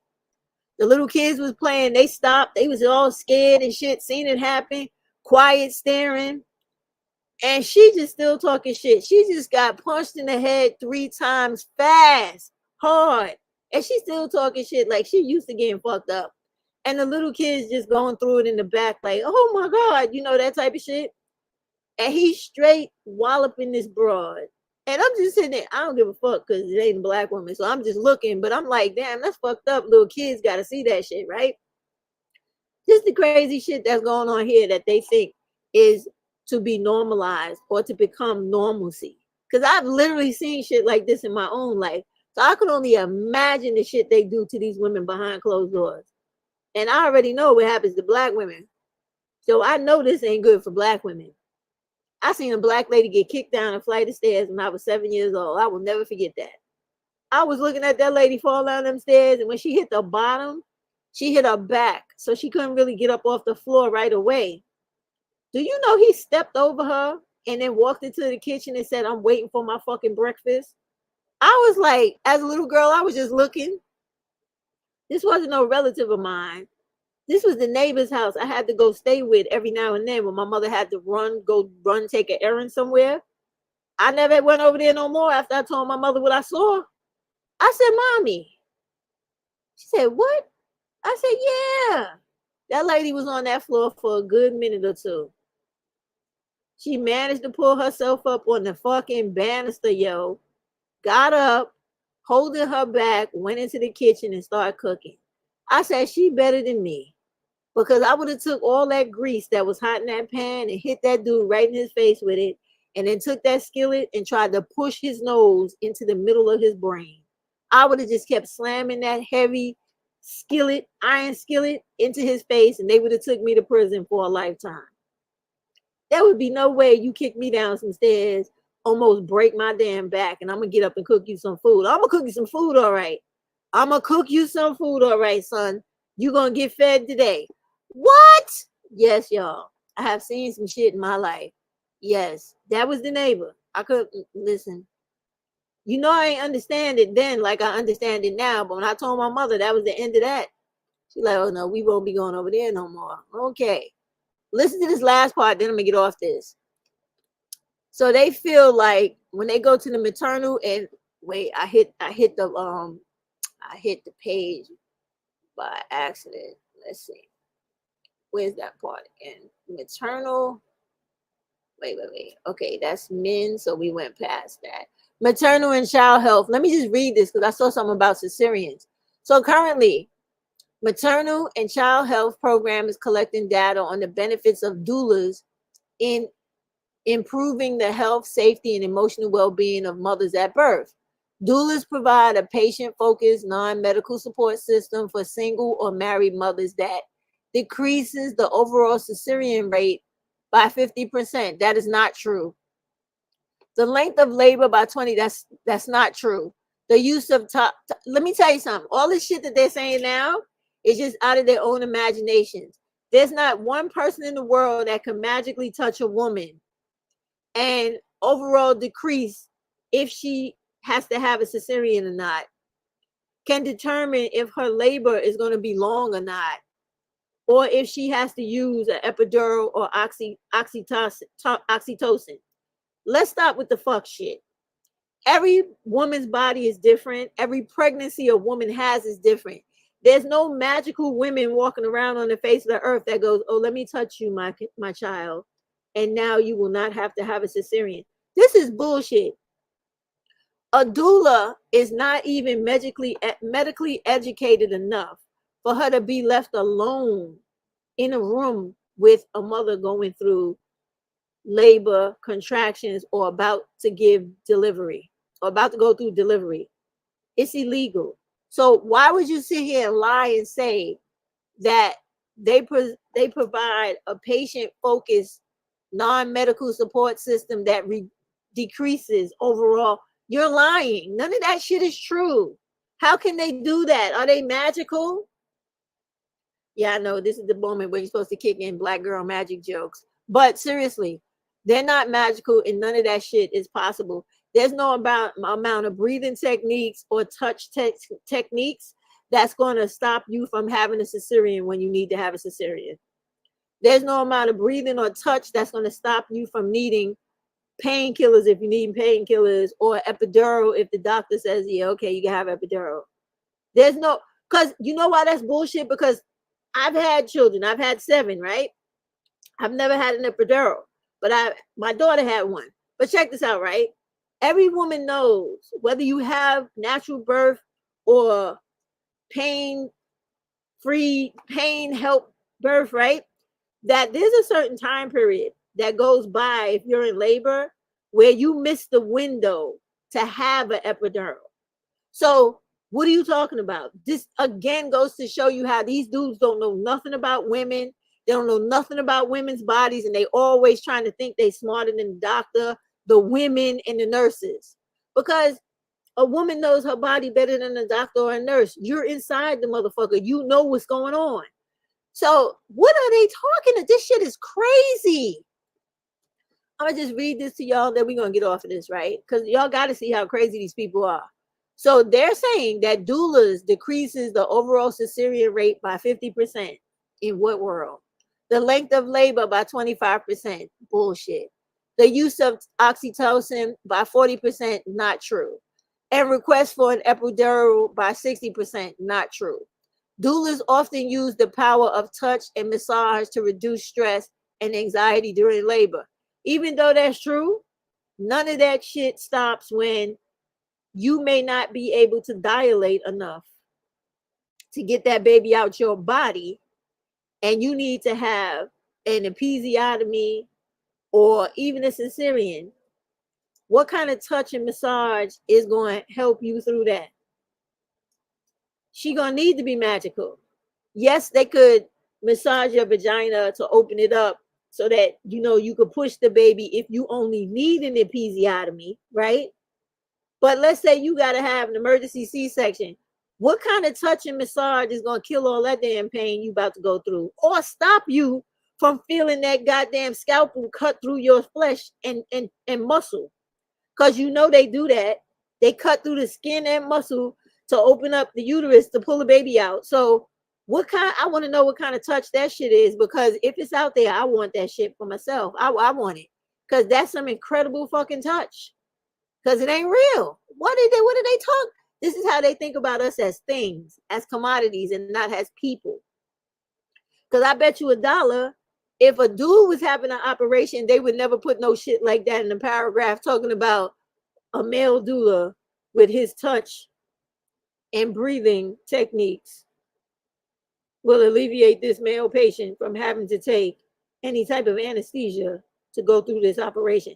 Get the fuck out of here with this. This is the craziness women have to see through. So let me finish this without talking. So doulas often use the power of touch and massage to reduce stress and anxiety during labor, giving concerns about maternal morality and or postpartum depression that is worsened by poor birth experiences.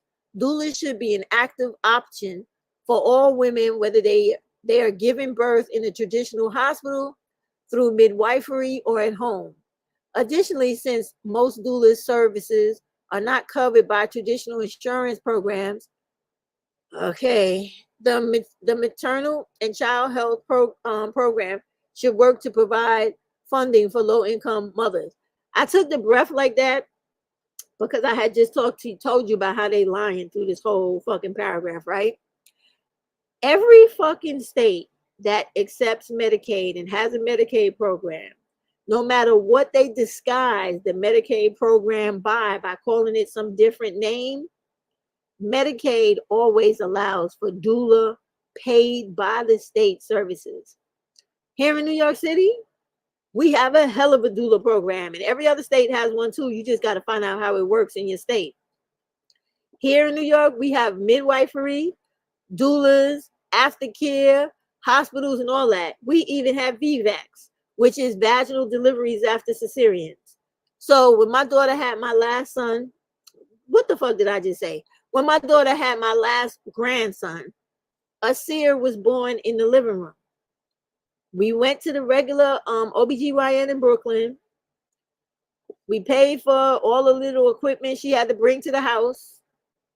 My daughter had the swimming pool treatment. Put one of those little like wading pools in the middle of the living room, filled it up with water. The midwife came with all of her people to help her deliver the baby.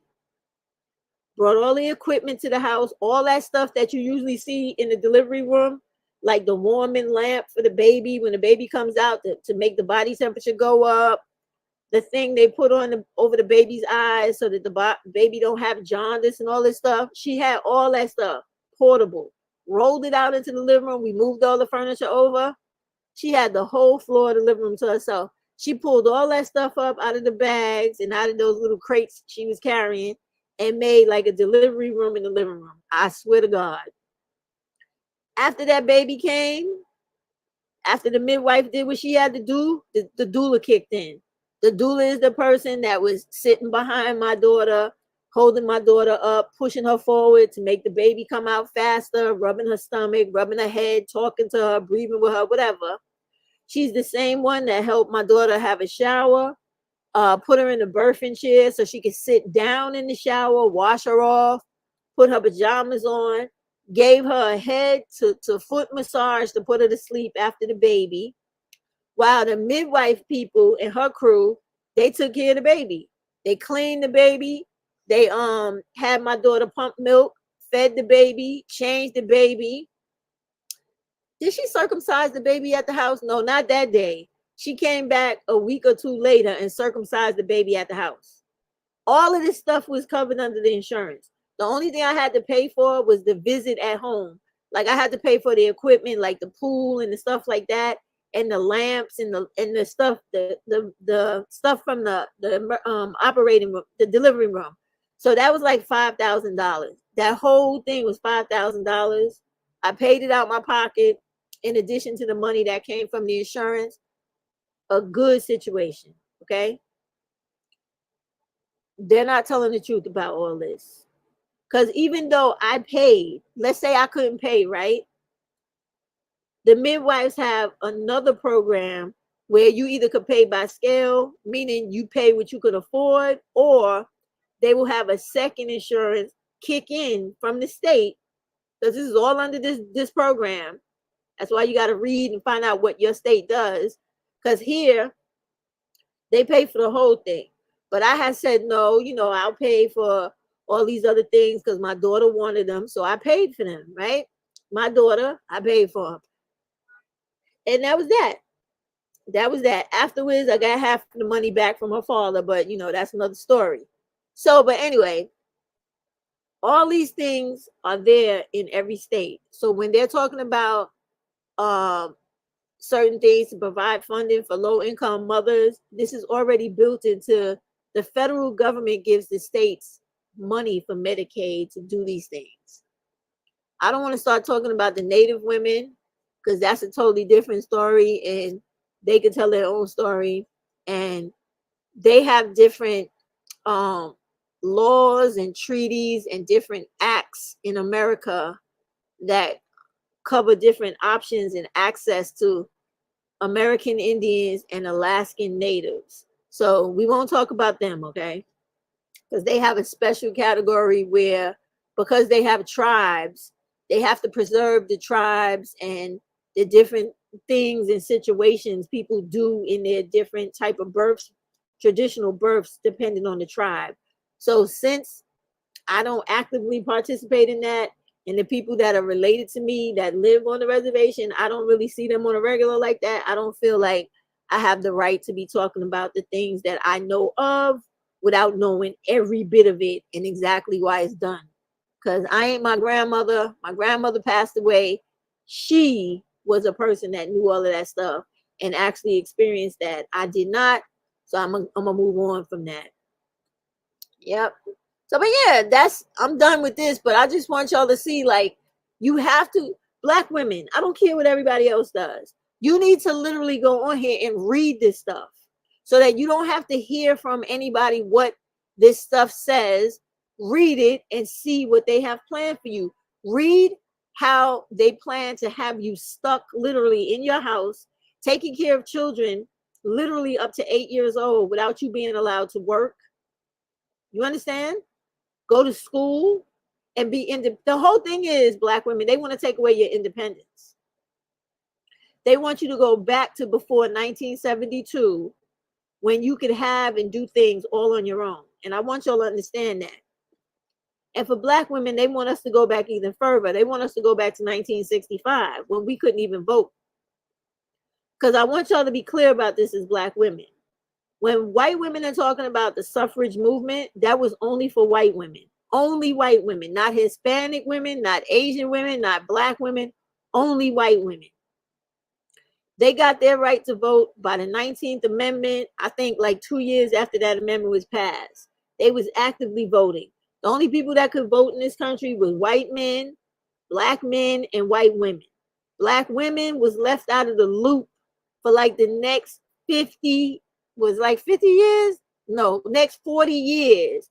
We didn't get the right to actively vote until 1965, when the actual civil rights bill was passed and enforced, eradicated, was the only time. And you see what happened to those Black women. They was getting bit by dogs, hosed down, beat down. Remember the video I put up the other day to remind y'all about what Trump was talking about when he said we're going to do things the old way, go back to the past? He's talking about Jim Crow. Because literally Black women got the right to vote during Jim Crow. And they still didn't really vote because they had this shit down south called grandfather clause. So if your granddaddy didn't vote, you couldn't vote. Now, how could your grandfather vote when he really didn't have a right to vote because they was kicking his ass and killing him every time he tried to vote? So they just played all types of games, and then they had those literacy tests to keep Black women from voting and Black men. And the reason I'm saying Black men, because Black men was really men back in those days. I don't know what the fuck they are today, but they was men back then. They wasn't playing that shit. And Black men was not no punks like they are today. They would literally fight them motherfuckers head on. They like to tell stories of the Klansmen running up into people's houses and destroying the whole house. But that's not all the way it went down. Because those Black men would dust their asses up and down that fucking town. And when they came to set their house on fire, those Black men would pull out their dogs and their shotguns and their brothers and their uncles and their fathers and their cousins, and they would fight them motherfuckers. And they would not care. They would stand their goddamn ground. That's a real history they don't want to talk about, because it shows that men was real men back then. You came fucking around somebody's house, somebody was going to die that night. But wasn't no black men standing down to them. Because my grandfather and his brothers, they ain't play that bullshit. And my grandfather was straight from Mississippi, boy. And them fucking night riders would come. That's literally what they were called. So why they call black women that, trying to be funny, is fucked up beyond fucked up, right? They would come, and the reason they called them that, because they would always come anytime between 11:30 and 12 o'clock midnight. And the reason they would do that is because most of the towns down south would literally be shut down by 10 o'clock. 10 p.m. people would be in their houses, lights off, dogs chained up in the back or in the house put away, or in the dog house, everybody's sleeping. They'd be creeping around people's houses, setting shit on fire, busting down doors, kicking in people's doors, shooting people, doing all kinds of crazy stuff, even dynamiting people's houses. This is how they used to get down. But those black men wasn't afraid of them, and they wasn't running from them. A lot of times, my grandfather and his brothers, they would sit outside the house up in the trees, okay? Because my grandfather was in the wars, right? He was in World War II. They would sit up in them trees, and they would wait for them dudes to come. And you know World War II was not that long ago. It was in the 1940s, 1942, I think it was, it started.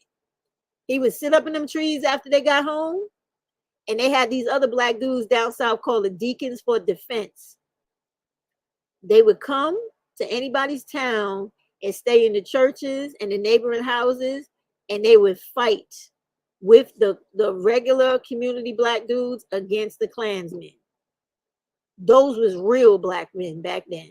These things we got today, talking shit about black women on podcasts and over in London being ignorant with Arabic dudes, talking shit about dating black women and disrespecting us. Did y'all notice how in that video that went viral, they changed the name of the black wife effect to the black girlfriend effect? Did you notice how they disrespected us? Like every time they talk about us, they always have to dig a little deeper into our side. Like, you disrespected us enough. Like, you always trying to diss us. And the thing is, because we don't want you. We don't want any of you. So you try to disrespect us and always try to make us lower than the regular woman. You can't. I'm here to tell you that it doesn't matter what you say. You cannot disrespect us. You cannot fuck with our spirit, our humanity, or our fucking will. We too strong for you weak motherfuckers. Too strong. You ain't never gonna make a video or talk enough shit about us to make us bow our motherfucking heads and sit on our knees in this life. We not doing it, motherfuckers. If we didn't do it in slavery, who the fuck and why would you think we would do that now? We got more freedom than we ever had, and we ain't letting none of you motherfuckers put us back on our backs. So you better know it. But black women, what you better do is you better start pushing back on this shit. Get out of this fantasy bullshit about wanting to be in relationships with black males who don't like you and who think it's funny to go all over the internet talking about you like a dog and referring to you literally as a dog. Even in that bullshit apology they gave, they didn't one time say specifically, "We are sorry, black women, for the disrespectful way we spoke about your humanity and womanhood."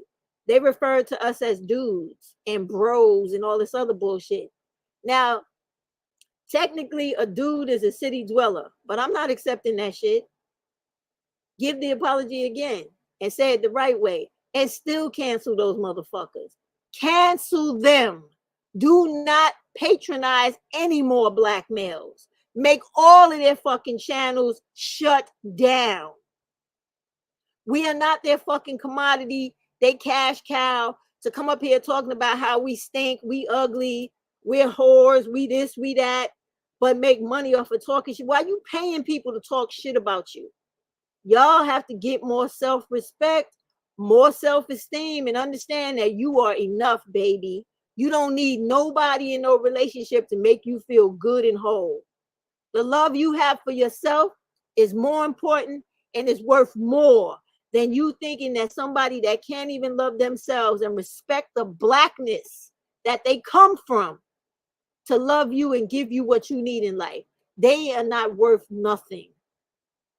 And the faster the rest of the black women catch up and understand this, the better off we gonna be. Because they are holding you back, black women, and they want to.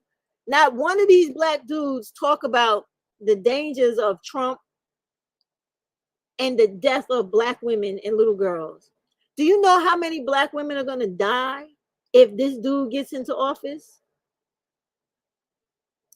All those poor, impoverished women in the South who get pregnant, they're gonna die. The first time anything goes wrong with their pregnancy, they're gonna die. If they have a ectopic pregnancy, y'all know what that is. If you women, they're gonna die. If they have a miscarriage and the baby don't come all the way out the body the way it didn't come out with Amber, they're gonna die.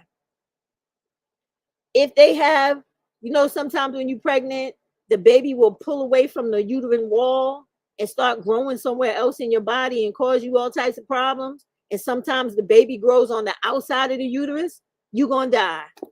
Because whenever that happens, you have to have a surgery to put the baby back right and to fix up everything the baby's tearing up outside the uterus.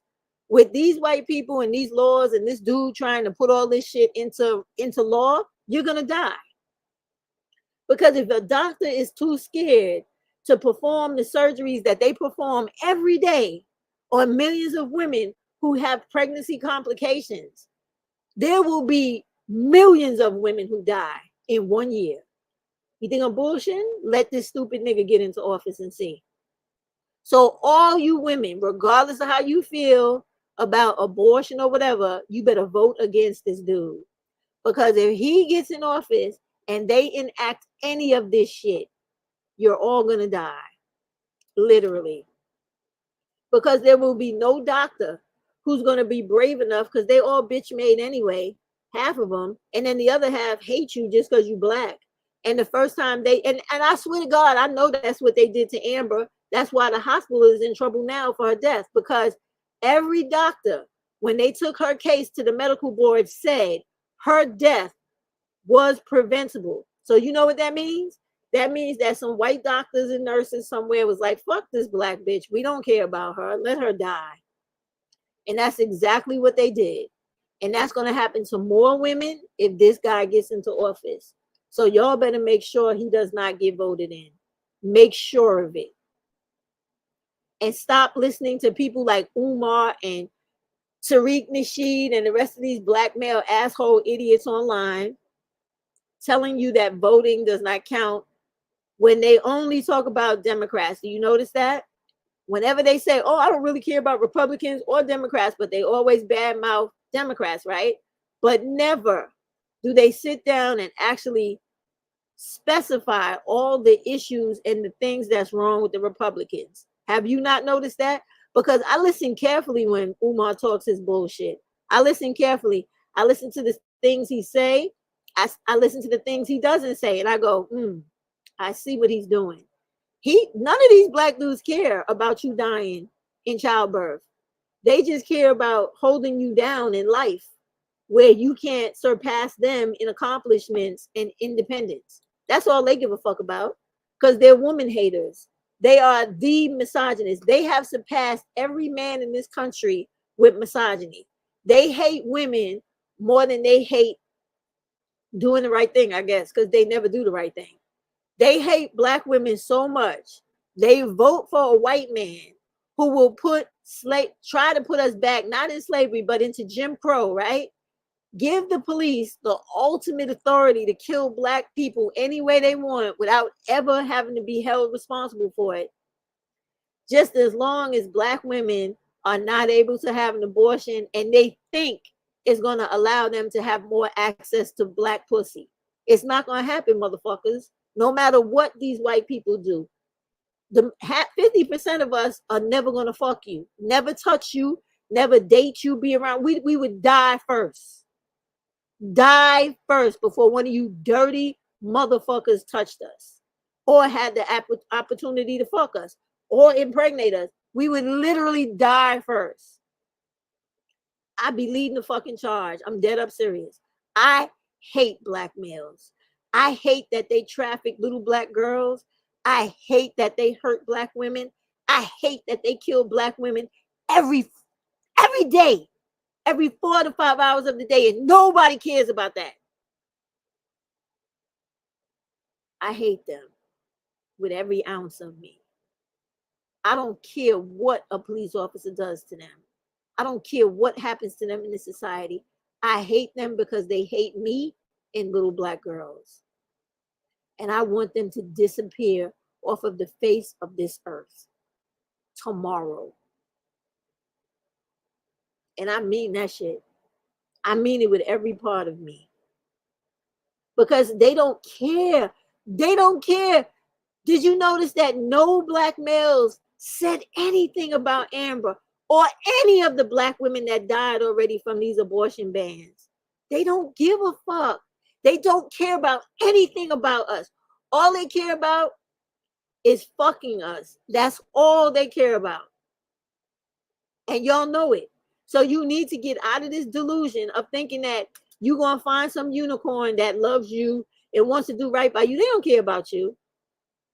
They want to have control over you. They think they're going to get that, but they never will.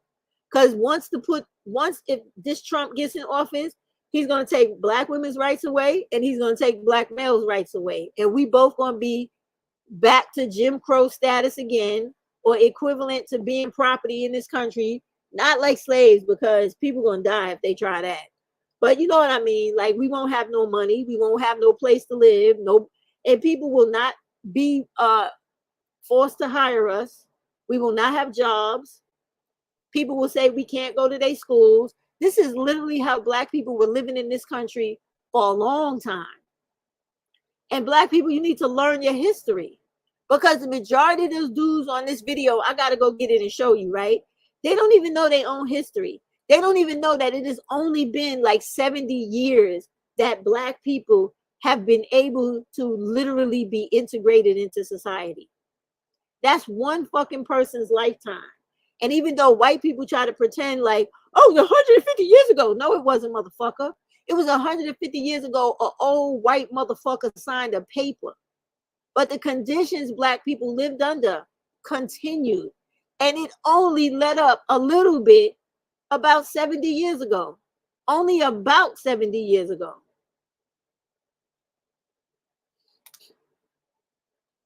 In 1950, black people was living in segregation. 1960, black people was living in segregation. Do you not see? You see how close that is to now? This is why when people tell you who are stupid that come to this country from other countries and don't know anything about America, oh, you black people, you don't take advantage of opportunities in America. Bitch, we only been integrated into society since like 1960 something. And when we had leaders, they killed them that were actually, getting us some progress in this country.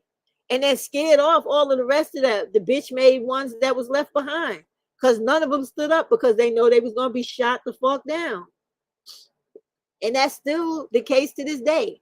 So what do? Instead of them being men the way the men used to be, they turn into bitches today and get on mics and talk about black women and children. And they sell little black girls into human trafficking to be sex slaves for the rest of their life, or they put our girls into prostitution in every state of this fucking country. It is sickening. And when black women idolize these motherfuckers, I want to choke the shit out of them, literally, because it's like, why are you advocating and sitting around praising people that are hurting our women and girls? What are you doing? I really want to know what you're doing in life. And they have such a hard time literally like being decent to other black women, but love people that want to hurt black women. It makes no sense to me.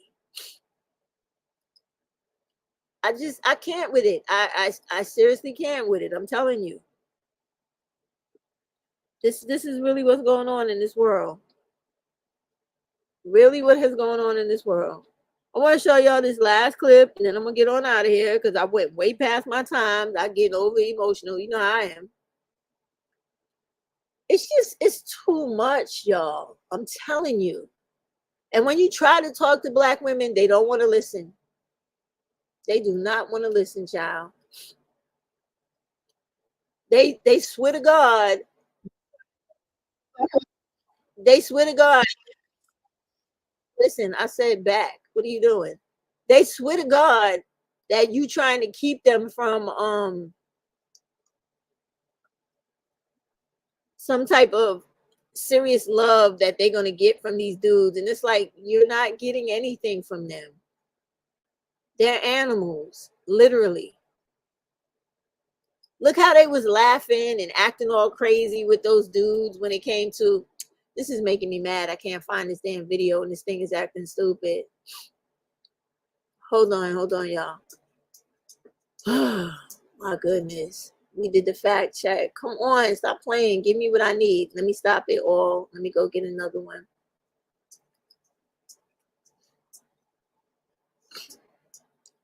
I need to get out of this one and go to the other channel. Nope, that's not it.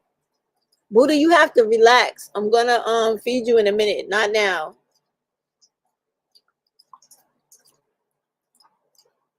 What is that guy's name?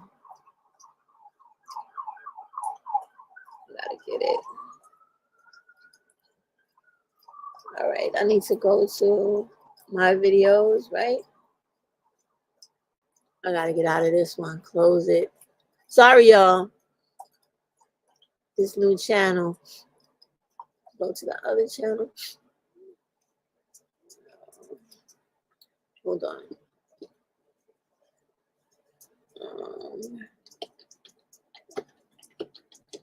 Yeah, it's just really crazy. It is really crazy. Insane. And you can't. Buddha, can you get out of here with all that disgusting ass noise? Please get out of here. What is wrong with you, son? Go on. Get lost, buddy. Get lost, boy. I need to get rid of this. Switch account. Let's go. Yeah, here we go. All right, now I'm good. Now I'm cooking with gas. Cooking with gas. Hold on, y'all. I'm cooking with gas over here. I'm trying to get this video. I need y'all to see these dudes. These dudes were so stupid. It was crazy. And the guy, I know y'all seen this lawyer dude before. I don't particularly care for him, but he really does make some decent points when it comes to how silly these dudes are. Seriously, he really makes points because it's like, how you Black and you live your whole life in America and you really never took no time to learn anything about your own Black history. Like, they don't even know that there was a time before 1972 when Black women didn't have no rights in this country and couldn't do anything without their father or their husband's consent. Like, they literally sit there and be like, no, that never happened. It's like, are you stupid? You really must be like, you didn't pay attention to shit in school, did you? And you damn sure didn't read no books at any time on your own. You just really fucking dumb, and they are. Like, I'm just moving anywhere on this video. Wait, let me see if I can get to that one dude that was talking all that crazy shit. Because the Black man was like, what the fuck is wrong with this dude? I was like, I'm watching the video like, yeah, I don't know, homie. Something's wrong with him for real. All right, the stupid shit is just crazy. I'm gonna show y'all this. Let me show y'all this. Because I watch this dude from time to time because he actually gives a lot of history and some good information. But listen, this dude is crazy as hell.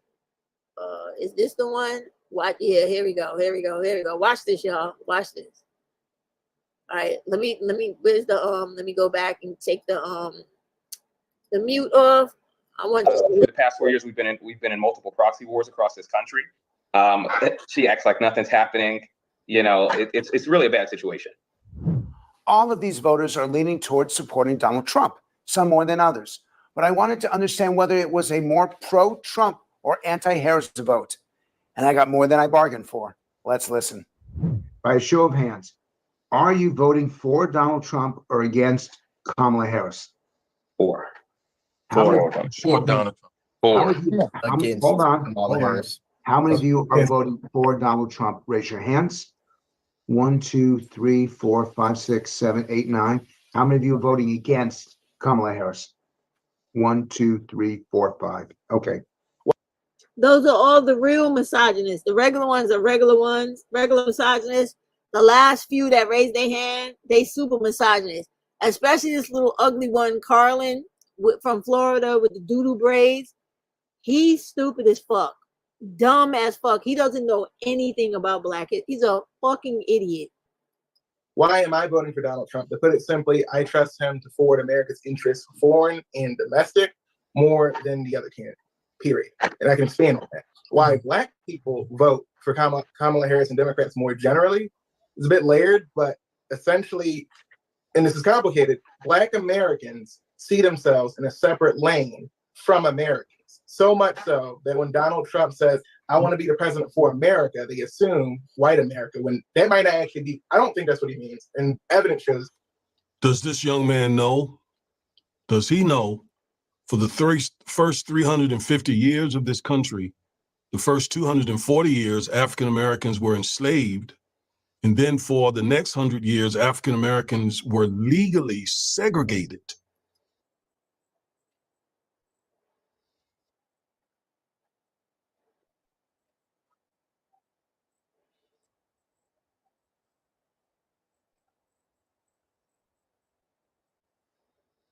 So when he says African Americans, and today there continues to be systemic racism that marginalizes African Americans. So when he say that Black Americans see themselves as being separated from the rest of America, what the heck does he expect?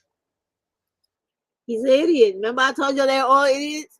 They're stupid because they don't know any history of America for World War I, where the Black soldiers went to World War I thinking that when they came back, they would get some kind of respect in America and, would be able to not be harassed in the South, would be able to have some sort of integration. They were still segregated. And there was a famous Black World War I veteran that came back. Let me find his story for y'all. And the white people attacked him and dug his fucking eyes out. Let me show you. Let me find him. Because the shit they did to Black people was so insane. And it just screams like how these idiot ass Black dudes don't know anything about anything. They're just stupid, but they're always running their fucking mouths. Let's see. World War vet blinded. I found him. Okay. So here he is. Let me hold on. Let me share this one. All right. So this is him. What's his name? What's your name, sir? Born March 18th, 1919, Fair City County. This is the aftermath. Seymour. Let's see, my man. What's his name? What is his name? Why? Yeah. Where's his name? What's up with y'all? Where's his name? Where's his name? That's not him. Let me go back. All right. What? They're not giving me his name. Oh, Isaac Woodard. All right. So I'm sorry, not World War I. He was in World War II, right? He came home. This is the shit they used to do to Black people, okay? Now, this is him right here. As you could clearly see, he has no eyes, right? He was on the bus in his hometown. He had on his uniform. Let me see if I can get his story. Woodard case. Is that the same one? Let me just put him in. Let me go back. I want to see it. I don't understand why they're not telling his story. He was a World War II veteran. All right, now we got it. All right. Okay, let me go to Google and get it back. What's his name? Isaac Woodard. All right, so let me put in Isaac Woodard story. Let's see if we can get it.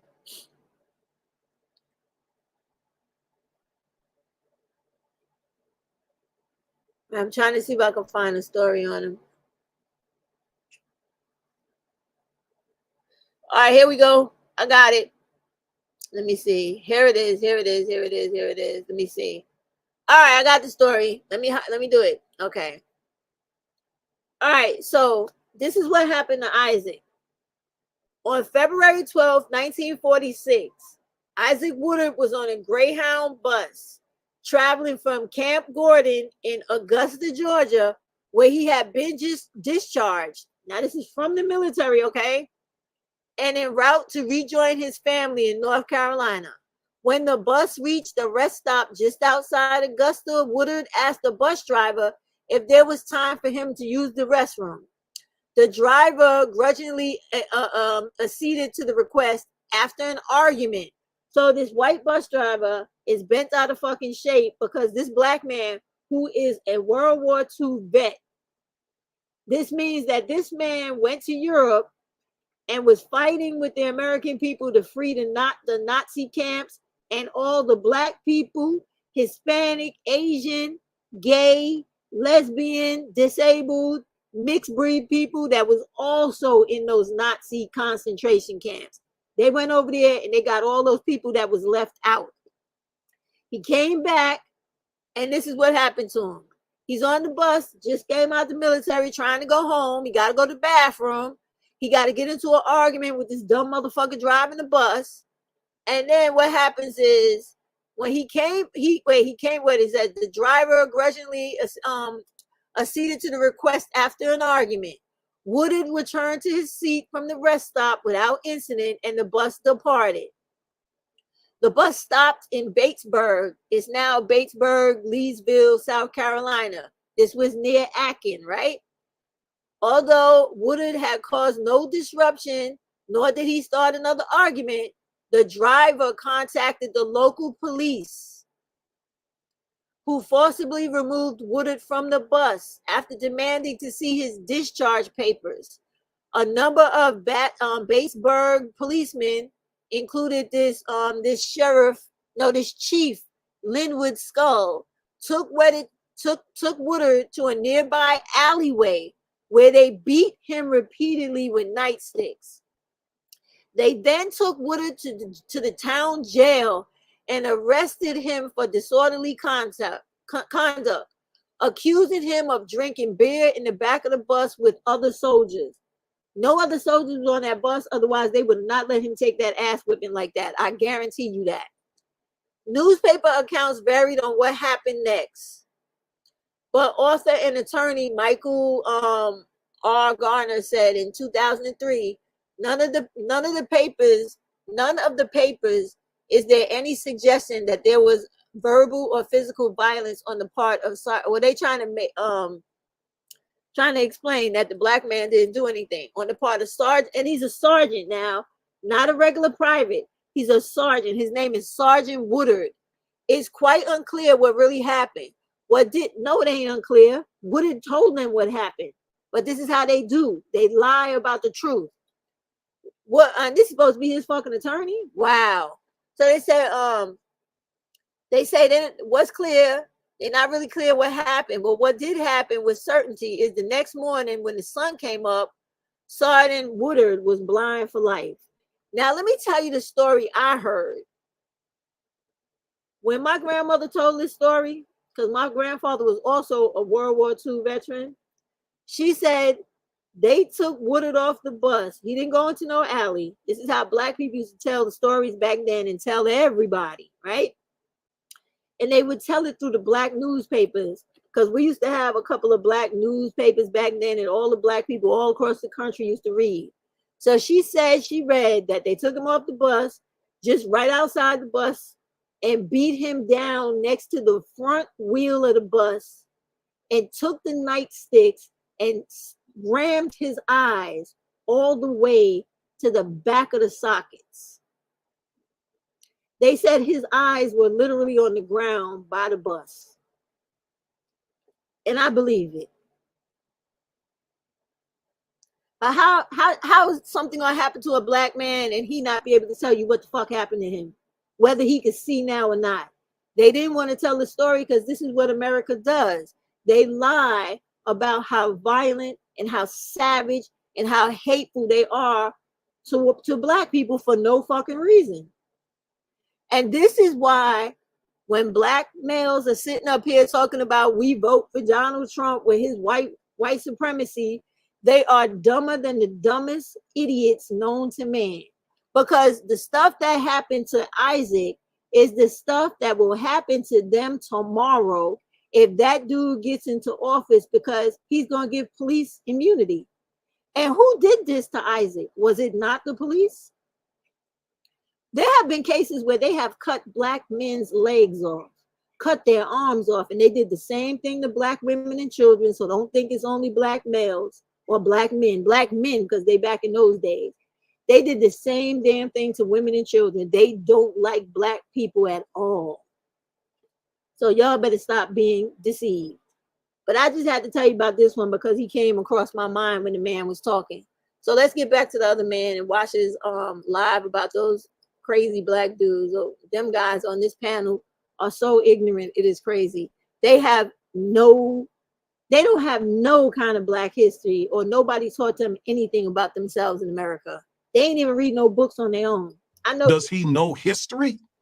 No, he don't. Does he know any history here? No, he don't. He don't know nothing. It's not our fault that we feel marginalized. We are marginalized.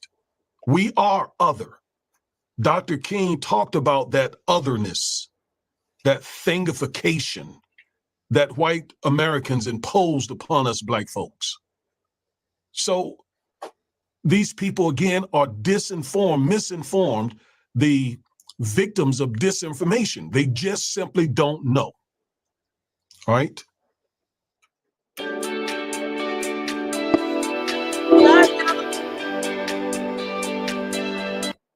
Let's get this out of here. Sorry, y'all. So Black Americans have a tendency to separate themselves from what is good for Americans more generally.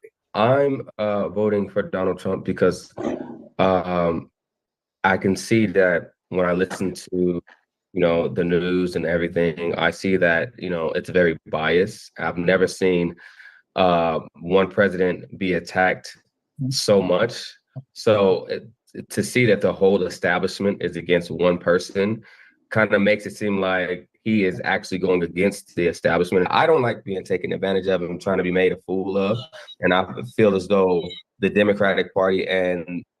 How does he not like trying to be made a fool of and he's actually on this fucking panel? I tell you, they don't think. They don't have no brains. He's stupid. He sounds like an idiot. And he's on a panel where if you look at the white man is having a hard time sitting in the middle of them, listening to the stupid shit they're talking about. Just look at the white man's mannerisms. Look at his body language. Look at his facial expressions. Look at how he's like, these motherfuckers are so stupid. Look how he's carrying on. Look at the white man. Just look at this nigga. Most of the people who oppose him are trying to make a fool out of me. And personally, I don't like that. I was living better when Trump was in president. I had more. He was living better when Trump was in president. Where's that fucking cheat sheet for Trump? Where is that shit? He was living better, right? He didn't remember this. He didn't remember this, right? He didn't remember none of this. But he was living better. He done lost his goddamn mind. He done lost his goddamn mind. I'm telling you, he lost his goddamn mind. They're crazy. They are really money crazy. when Trump was in president. So, it seems as though there is one particular entity that is trying to destroy the country and cripple the country. And Who he's is that? very. Who is that? Who's that? That would be the Democratic Party, the more liberal party that does not align with my values per se. You know why he asked him that shit? Who is that? Because what do white people do every chance they get? Didn't I tell y'all before this election started? I said every time they start this shit, they're gonna try to make black males the villains of the country. Oh, the crime is out of control. The crime, the violence. This is what they do. And he's so stupid. The reason the white man asked him who is they is because the white dude is always making them the fucking boogeyman. And this idiot, these dudes are so stupid. So fucking stupid. And to let a lot of things, like they let a lot of things go that doesn't align with my values. So So let's take what he says in part. First, he said that he's never seen anyone attacked like Donald Trump. Well, Donald Trump has been the victim of 2 attempted assassinations. So, okay, I give him that. Fake attempted assassinations. I ain't never seen a motherfucker get shot at so many times and have that much luck. Why don't these people work on their aim? They could kill everybody else, but they can't kill him? This is some bullshit, all right? It's fake. They looking for fake sympathy. Fake sympathy so you could vote for this motherfucker so he could become a dictator. It's bullshit. And the other thing, why aren't people talking about how this dude is a pedophile? He was cool and friends with Epstein. Pictures of him on the island. What? And when that little girl testified in court, she named him. Why is nobody talking about that? This dude is a child fucker and everything else, and a rapist and everything else, because he was found guilty of raping that woman.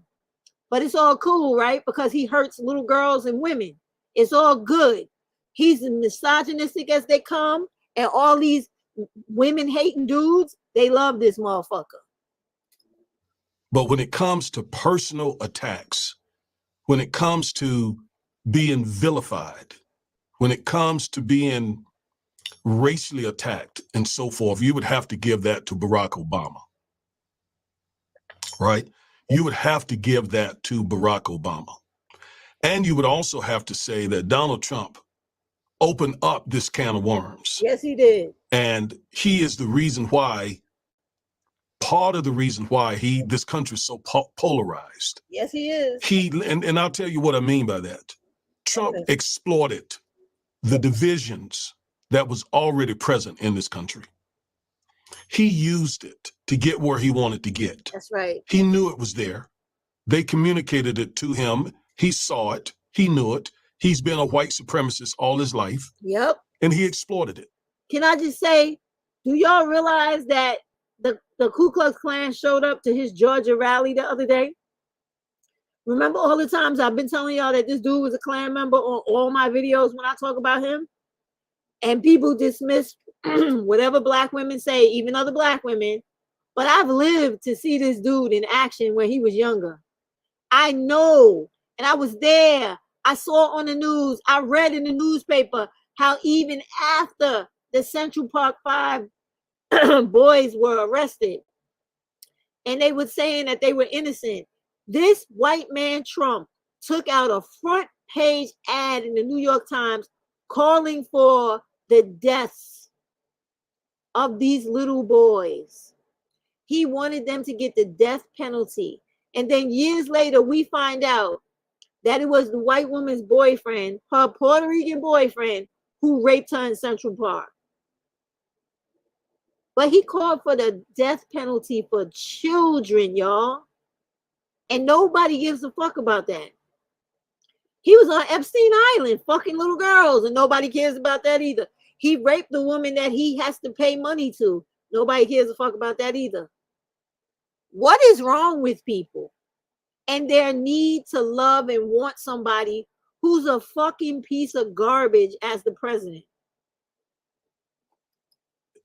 He reached in that ugliness and grabbed a big chunk of it and threw it in America's face. When it came down the escalators talking about they're sending their murderers and their rapists and so forth. I mean, that, and of course, then the way he treated the Arabs, the way he treated African Americans and so on. So he opened that can of worms. He let that genie out of the box, which is what concerned me about him from the very beginning here. So this young man, you know, to say that Trump has been vilified more than anybody else. I have to keep in mind these are young men. And then when he says he doesn't like being made a fool out of, I hate to inform this young man, but when you become a supporter of white supremacists, you made yourself a fool. With Spectrum's easy self-install kit, Turn on the anniversary mix. you can feel at home in minutes. Just became Boo Boo the fool because you're helping, you're putting in the hands of people the knife that they're going to use to cut your throat and the throats of your family, your friends, and so forth. These folks don't understand what we're up against because they're too young and they have been, again, distracted with a whole lot of disinformation. Let's go back. So I feel as though if he were to lose, then we would be on our way to a communist country. And I like being able to. I must say that Trump is the one who is close friends to one of the biggest communist countries in the world, Vladimir Putin. I mean, Trump is the one who is a big supporter of one of the biggest communist leaders in the world. I don't understand when they say that. And I like being able to be successful. I like having the opportunity to be successful. I don't believe that we should all just be on a level playing field because I don't believe the person that doesn't work as hard as me should have as much as me. I believe that if you work harder, you should have more. If you don't work as hard, you shouldn't. Okay. KD and then James. Thank you, Frank. The reason why I'm voting for Donald Trump is because simply I want to make America great again. I think the last 4 years we have seen over-promising without a plan. Come on, man. Get out of my bed. Did you hear that? He literally said he's going to vote for Trump because he wants to make America great again. You see what I'm saying? No, they stupid. He literally repeated their slogan, make America great again. Buddha. Does he not realize that they're talking about taking us back to Jim Crow? At least. Go eat your food. Maybe deeper into that ugly history. Eat your food. And he wants to help them do that? Stay Does he not know during that era, black men like him were lynched and castrated? Does he not know that they were beaten and stuff I can't even really talk about in this recording?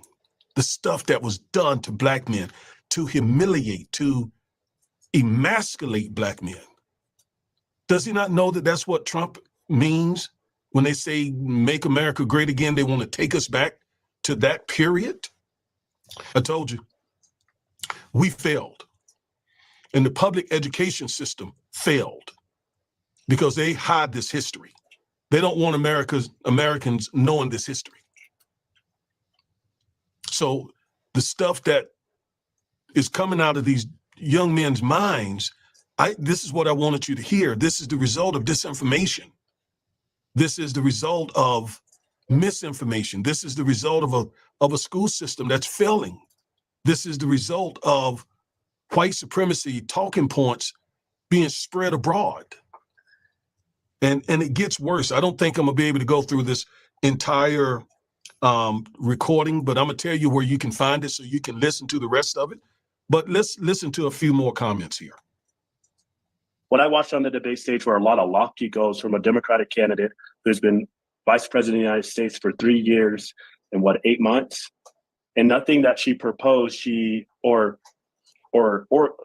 spoke on, she had a plan attached. Even as things have come back in the grocery stores and things like that, I can't pay for things every single week. I run out of food during the week, and then I'm having to really ration to get through. So I think the only person that spoke to my values and what I want to see in the future, and who has he said a concept, a plan, but I'm going based off of my lived experience. And my lived experience under Donald Trump as president was a lot better than the Biden-Harris administration. So that's how I feel about it. In a sentence, can each of you explain why Trump and not Harris? Manuel, you start first.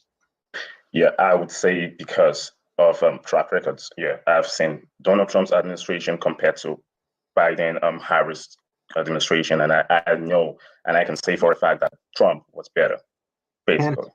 Okay, Damien from Florida. Yeah, I'm a Baptist minister, so I'm fully for Trump because he's going to close the border, because he brings a certain level of strength and direct communication that this country needs. And the economy was roaring and great under him. And so I'm looking forward to seeing that again. With the YouTube Music app, you can start a radio station with up to 30 artists. Go ahead, DJ Thumb. I got to follow that up. So first he said that Trump is going to close the border. As I pointed out to you, Trump blocked an immigration reform bill that would have closed the border, that would have put more border agents on the border. Trump blocked that. Trump blocked that. That was never mentioned in this entire conversation. He said Trump brings strength. Strength. Well, is it strength when we watched him kowtow to Vladimir Putin? Was that strength? Really? And then he said a strong economy. Again, folks, the research, just simple Google search, just type in, did Donald Trump create a great economy or did he inherit it? One. And it just a bunch of articles pop up showing that Obama handed him a great economy. Trump did not create a great economy. One of these guys goes on to say, well, the fact that he's a billionaire shows you that he is a successful leader. Listen, when you get $1 million as an inheritance when you're 2 years old, and then $400 million when your father dies, all you got to do is double that, and you're a billionaire. It's not how far you've come. I want you to hear me on this. It's not how far you've come, it's how far you've come from. It's not how far you've come. If you start out on the 50-yard line and make a touchdown, that's not as impressive as starting back on the 1-yard line and running and getting a touchdown. And many of you African-American men, we start out quite often with nothing. Nothing. Behind, we start out in the end zone, not just on the 1-yard line. We start out in the end zone, and we're still expected to outdistance our white male counterparts. And quite often we do. But if I start in the end zone and make it to the 75-yard line, and they start on the 50-yard line and make it to the 75-yard line, my accomplishment was greater. Because it's not how far you've come, it's how far you've come from. All right, let's go back to these guys. For a minute, hold on. I saw something. I just want to read some comments to y'all to show y'all how we're not the only ones saying this. Most people understand these dudes are stupid as fuck. Let's look at the comment. It is time for older, educated Black men to be the leaders they were. I don't know if that's going to happen because all those men are dead or damn near about to die. Ask these black men how much schooling they have and if they study Black history. They haven't. It says, they were born with the rights they currently enjoy and have no idea the blood and sacrifice it took to get those rights. None of these people do, not even the foreign Blacks. They're all idiots. I promise these Black men will not protect Black women. To vote for a man who has shown so much disrespect towards the Black community and women is baffling. Watching this made my stomach turn. Another one. I'm a Democrat and I despise Trump for what he's not on, for what I'm a Democrat and I despise Trump for what he not only is about, also for what he has done. Okay, I hear you. They don't understand. If they were drowning, Trump would sail right past them without a second thought. They don't understand a lot of shit. And he would also stand there and watch the police beat them to death too. As a black man with 4 children, 2 being men, we will all vote Democrat. We know what the struggle has been. We're not going back, okay? Somebody says, I'm not shocked. Willful ignorance is disgraceful. Conscious stupidity is disrespectful. This is why Black history should be taught in high school. This is the reason why they don't want fucking what is that shit called RTC, critical race theory taught, because if you teach critical race theory, these dudes would have known about Isaac Woodard and all the black women who were killed and beat and fucked up just like the black man and all the children. They would have known, and they would have known that black people literally died and fought, and their towns were burned down and their houses were burnt while they were inside of it, and they were hung from bridges, trees, and buildings, and burned on barbecue pits, all for black people to be as free as they are today. These idiots would know that if somebody would have taught them something, or if they would have just simply read a book. You could have read any civil rights book. They don't care about anything black. They too busy worried about white women, being white, trying to be a white man, and anything light skinned with straight hair. That's all. Like, they're so stupid. A little bit more. California. For me, I think Trump is real, logical, and feasible, right? Harris, delusional, virtual. Chris from Maryland. Biden Harris put the needs and interests of Israel, Ukraine, and migrants first. And I think Trump will be a little more for American interests. Katie from Utah. I think Trump, because Trump wins the election based on the economic sentiment is pessimistic, not optimistic. We have foreign policy disasters, multitudes, and immigration is just a calamity. Yep. As much as Kamala Harris is running a campaign for president in her own right, after that debate performance, it's clear that the Biden-Harris 2024 campaign continues on. Petrell from Mississippi. Yeah, so I favor Trump based on what he did during this last term, so I'm all for him. And what specifically did he do that you like the most? Yeah, he brought more jobs into the economy. That's one thing that I did like. We didn't have to worry about wars or anybody coming up against the United States. He was very adamant in dealing with foreign policy. So I admire all of that about Donald Trump. Carlin from Florida. I just believe Kamala Harris isn't ready to become president of the United States. Dan from Illinois. That I must respond to. We're talking about a woman who has been in politics all her adult life. First as the district attorney of San Francisco, and then attorney general of the largest state in the country, and then a sitting United States senator, and now roughly 4 years as vice president. What experience at running the government did Trump have?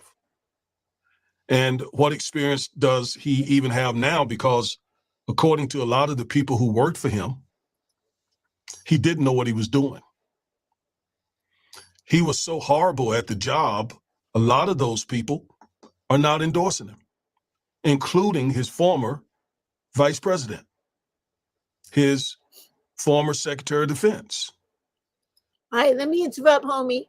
Let me just show y'all, because I don't want to leave out Biden and them. Let me show y'all this, okay?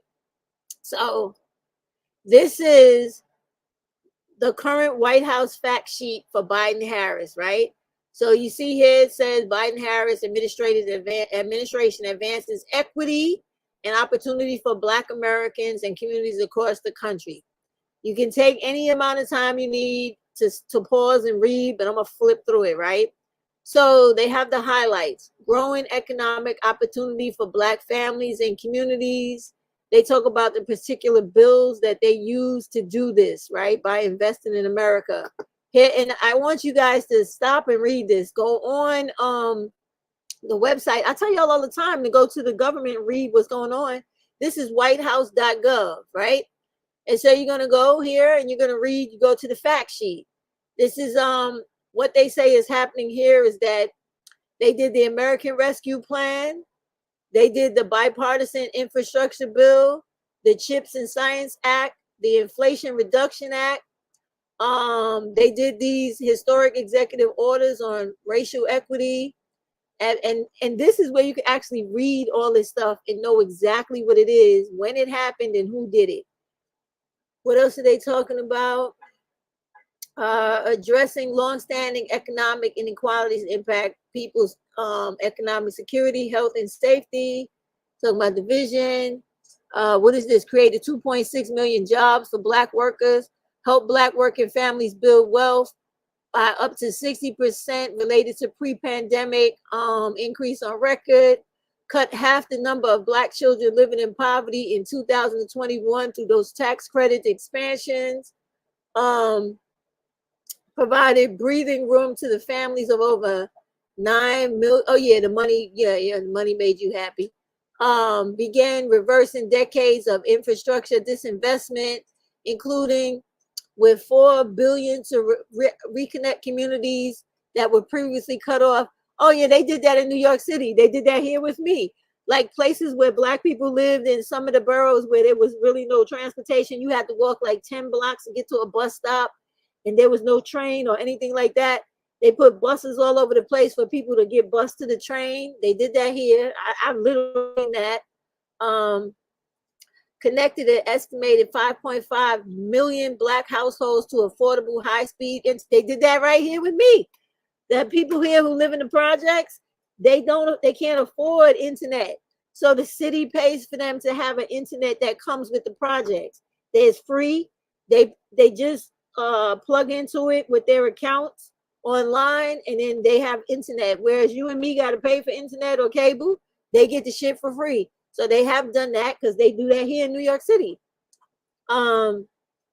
Helping Black-owned businesses grow and thrive. Since the president entered office, a record of 16 million new businesses applications were filed, and the share of Black households owning a business has more than doubled. Okay. Achieved the fastest creation rate of Black-owned businesses in more than 30 years. I could believe that, because the very last president where Black people had a booming business underneath them was President Johnson.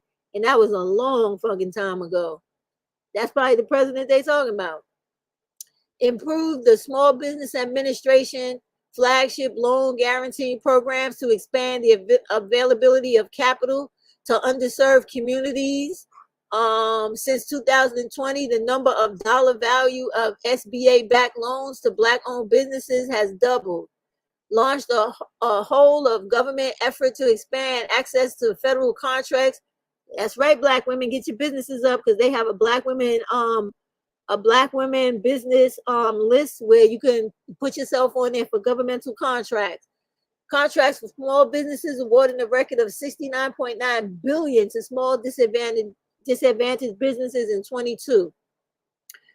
Treasury State Small Business Credit Incentive invested $10 billion to expand capital and investment to early stage businesses in all 50 states, including a $2.5 billion in funding and incentive allocations unto underserved businesses, most successfully in reaching underserved businesses. I'm going to go to the jurisdictions. Okay. Helped more than 37,000 farmers and ranchers who were in financial distress. And I remember when the Black farmers was all over CNN talking about how the government needed to help them. In distress, including Black farmers and ranchers, stay on their farms and keep farming thanks to resource provided through IRA. The IRA located $3.1 billion to the Department of Agriculture, my mind is saying all types of other words, to provide relief for distressed borrowers with a high risk architectural operations with outstanding direct or guaranteed farm service agency loans, USDA loans to make it short. Created the 27 billion greenhouse gas reduction fund that will invest in clean energy projects in low income and disadvantaged communities so that people outside of New York, but I can only talk about New York because that's all I know, who live in industrial areas like our people and our children in the Bronx and in Long Island City and Queens, where a lot of factories are and a lot of warehouses are that have all those fumes and things coming out of those buildings, making the water bad for the children to drink, making the ground messed up for them to walk on and play in the parks and things like that around where they live. This is important because places where the air and the water and the ground are bad, children have asthma, they have all kinds of diseases and things wrong with their lungs. Yeah, I'm telling you, I've seen it done here. Let me see what else am I up to? Disadvantaged community, increasing access to housing and rooting out discrimination in the housing market for Black communities. They set the first ever, I told y'all about this. This is a bill they trying to pass, so y'all better look out for it and vote for it. They set up the first ever national infrastructure to stop evictions, scaling up the ARP funded emergency rental assistance program in over 400 communities across the country, helping 8 million renters and their families stay in their homes. Over 40% of all renters helped are Black, and this support prevented millions of evictions. Here in New York City, they call it the eviction prevention program. In other cities and states, I know it's called other things. It's done through welfare. It helps a lot, man. In New York City, they pay up to $7,000 in rent arrears to make sure you don't get evicted right away. That should just pay the money before you start all your court proceedings. Then when you get in court, welfare will pay up to $30,000. The state helps them to make sure you stay where you live. So I know this shit to be true because I've seen it and I work with this at my job every day. Let me see. What else they do? Publish a proposed affirmatively furthering fair housing rule through the Department of Housing and Urban Development through HUD, where it will help overcome patterns of segregation in housing, both private and public, right? A task force on property appraisal and validation, equity, or it's called PAVE, because a lot of times when Black people have houses and they want to go sell their house or they want to buy a house, they get an appraiser and the appraiser shortchanges the Black people just because they Black. CNN did studies on this. They did a whole story on this. A couple other people about how this Black woman married to a white dude was trying to buy a house in Long Island. The appraiser came. She had pictures up of her and a couple of her Black family members. He told her house was $50,000 less than when she had another appraiser come appraise her house and only had the pictures up of the white man's family. Shit is real, y'all. It is real. Then let me see. Oh yeah, HUD with their new additional 5,000 borrowers per year to qualify for FHA insured loans. Woo! They did the 136 billion in student loan debt cancellation for 3.7 million Americans, and this was due to many different loan forgiveness programs. And they said, what is this? They launched a new student loan repayment plan, the Saving on a Valuable Education. The program is called SAVE, S-A-V-E, and it helps students and families cut in half their total lifetime payments per dollar borrowed. The Pell Grants, that's something else that New York City poor children, even I took advantage of this when I first got my first BA. I went to CUNY University. I went to school for free because I qualified for Pell Grants. So this is something that they actually have done and people have then and now taken advantage of. And now in New York City, you can go to college for free. So why you got so many ignorant ass Black people in New York City is beyond me. They take their ass to school and get a BA and a master's degree because you can get it free here. And I'm quite sure it is the same way in a lot of other states. Let's see what else they got going on. Public service loan forgiveness. That's when you work for the city, like you work for the city here, whatever loans you had to go to school. If you work for a New York City agency for 3 years, you don't got to pay back shit. That's very true. And I'm sure it's in other places as well. It's a whole lot of stuff on here. I cannot read all of this. I don't want to. Y'all go ahead and read this. All you have to do is put in the search White House fact sheet or a fact check. That's it. White House fact check, and everything will come up. And then you could get on. Let me see what they got at the bottom. What we got here? Expanding that. Let's see what was at the bottom we didn't get. Let's see what they're talking about here. They were talking about different laws that are gonna. Marijuana. See here, they're taking steps to right the wrong stemming from our nation's failed approach to marijuana by directing the Departments of Health and Human Services and Justice to expeditiously review how marijuana is scheduled under federal law, and in October 2022 issued categorical pardons of prior federal and DC offenses of simple possession of marijuana. In December 2023, pardoned additional offenses of simple possession and use of marijuana under federal and DC law. While white, black, and brown people use marijuana at similar rates, black and brown people have been arrested, prosecuted, and convicted at disproportionately higher rates. All this stuff. There's a lot of stuff. Enhancing public trust, strengthening public safety for black communities. There's a lot of stuff going on here.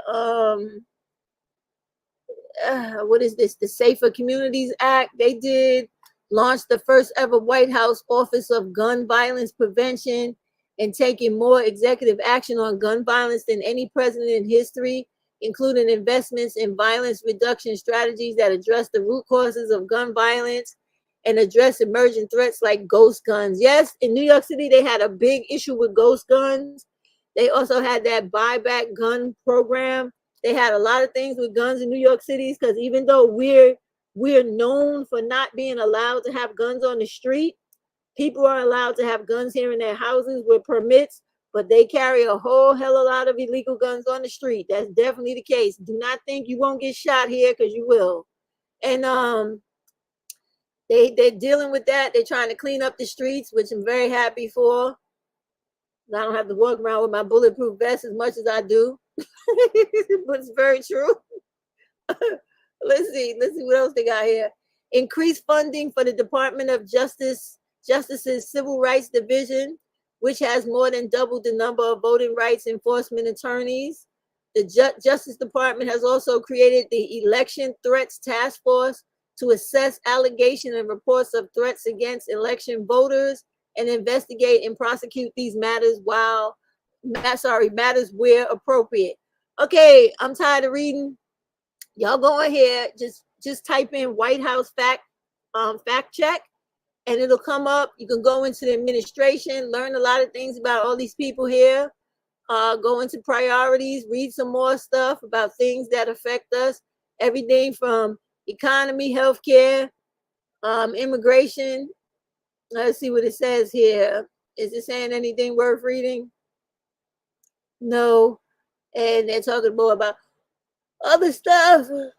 Right here, you can get signed up for the White House emails and newsletters.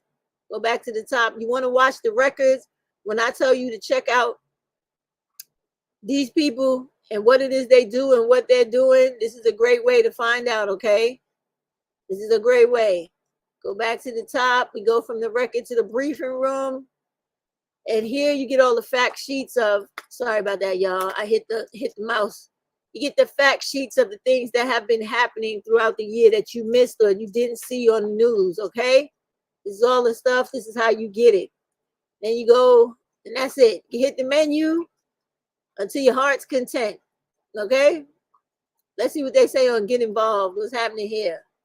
Get involved. Find ways to stay engaged with the White House and learn how President Biden and his administration are working for the American people. In this section, you'll find information about signing up to receive emails, contacting the White House, applying for jobs, internships, and fellowships. So that's very interesting. Get involved in all this, y'all. Look at this. You could apply to be a White House fellow. Who wouldn't want to work in the White House? You get to hobnob with the president. Look at that. Look at that. Look at that. Who knew? Who knew? All right, y'all. Let me get over here. Where my little man at? Let me go back to my little man for a minute. Let him have the last word. Then we're going to end out so I can take Boot outside. He stop bothering me. Several of his chief of staffs. I think all three of them. Mark Meadows, Mick Mulvaney, I think his name is, as well as John Kelly, General John Kelly. I mean, they were, as chief of staff, they were right there with him. His Secretary of Defense, Tillery, I think his name was. I mean, these and a whole bunch of other people, John Bolton, National Security Advisor, James Comey, FBI Director, these people are on the record saying that they would never support him again because he didn't know what he was doing. He was not a deep thinker. He was not inquisitive about the job. He didn't prepare for the job. He didn't study for the job. So these are really uninformed young men here. You ain't lying, boy. He ain't lying, and we're going to end it on that. All right, y'all. I hope y'all had a good time. We'll get that other channel up, and I won't have such a potty mouth. For those who don't know. And we'll start talking about things that are beneficial to Black women, and we leave all the craziness for this channel. All right, y'all. Good night. Thank you for coming to my live. I do appreciate it. All right, hey, Amen, Rose, Max Brown. Who's Max Brown? She said Max Brown said we were doing forced busing in the 70s. Me too, man. Me too. And the schools are more segregated now. I bet they are. Even though back where I was in the ward I lived in, we was going to Catholic school, but yeah, it was all Black anyway. Max said states are already starting children's support. What the fuck? See, somebody should have told me I had a crazy dude in the chat. I would have got rid of him. He needed to be wearing them. Let's give it to him. See, I thought he had some sense. Hey, just being a fucking idiot. And nobody told me we had an asshole in the chat. You see? Nobody told me. Said yes, I really hate them too. Elise, I love your name. Let me tell you something, Elise. I love your name. I hear your name and right away, Ode to Elise starts playing in my head. I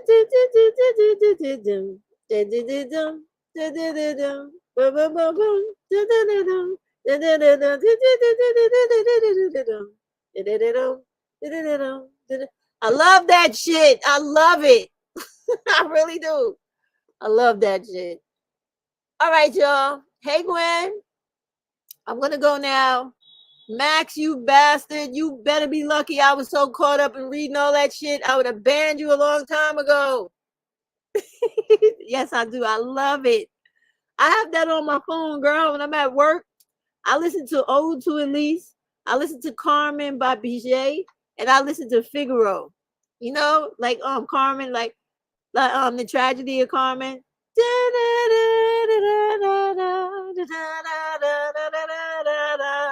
Yeah, I love that. And I like Figaro. Figaro. Hey, Figaro. I love that shit. I love that. Those are my 3 favorite operas. I love it.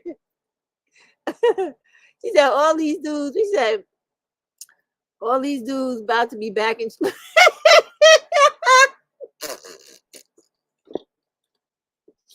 Yo, and man, that shit is funny, but it's fucked up at the same time because we gonna be there with them. It'll be one side, we gonna be the other side. But yeah, they are stupid. But you know what the best part about this is? This old man was telling the truth, right? He said white people always like to try to make it seem like those few idiots are the majority when they're not. Like, it's 1 in 3. I'm sorry, 1 in 4 black dudes like those idiots on those panels that, oh, I vote for Trump, I'm a damn fool, right? So that means that the other 3 are against him. So it's not half as bad as what they're making it. But that's what white folks do in America. They always try to make you believe that shit is worse than it is so that the pendulum could swing their way so that they win.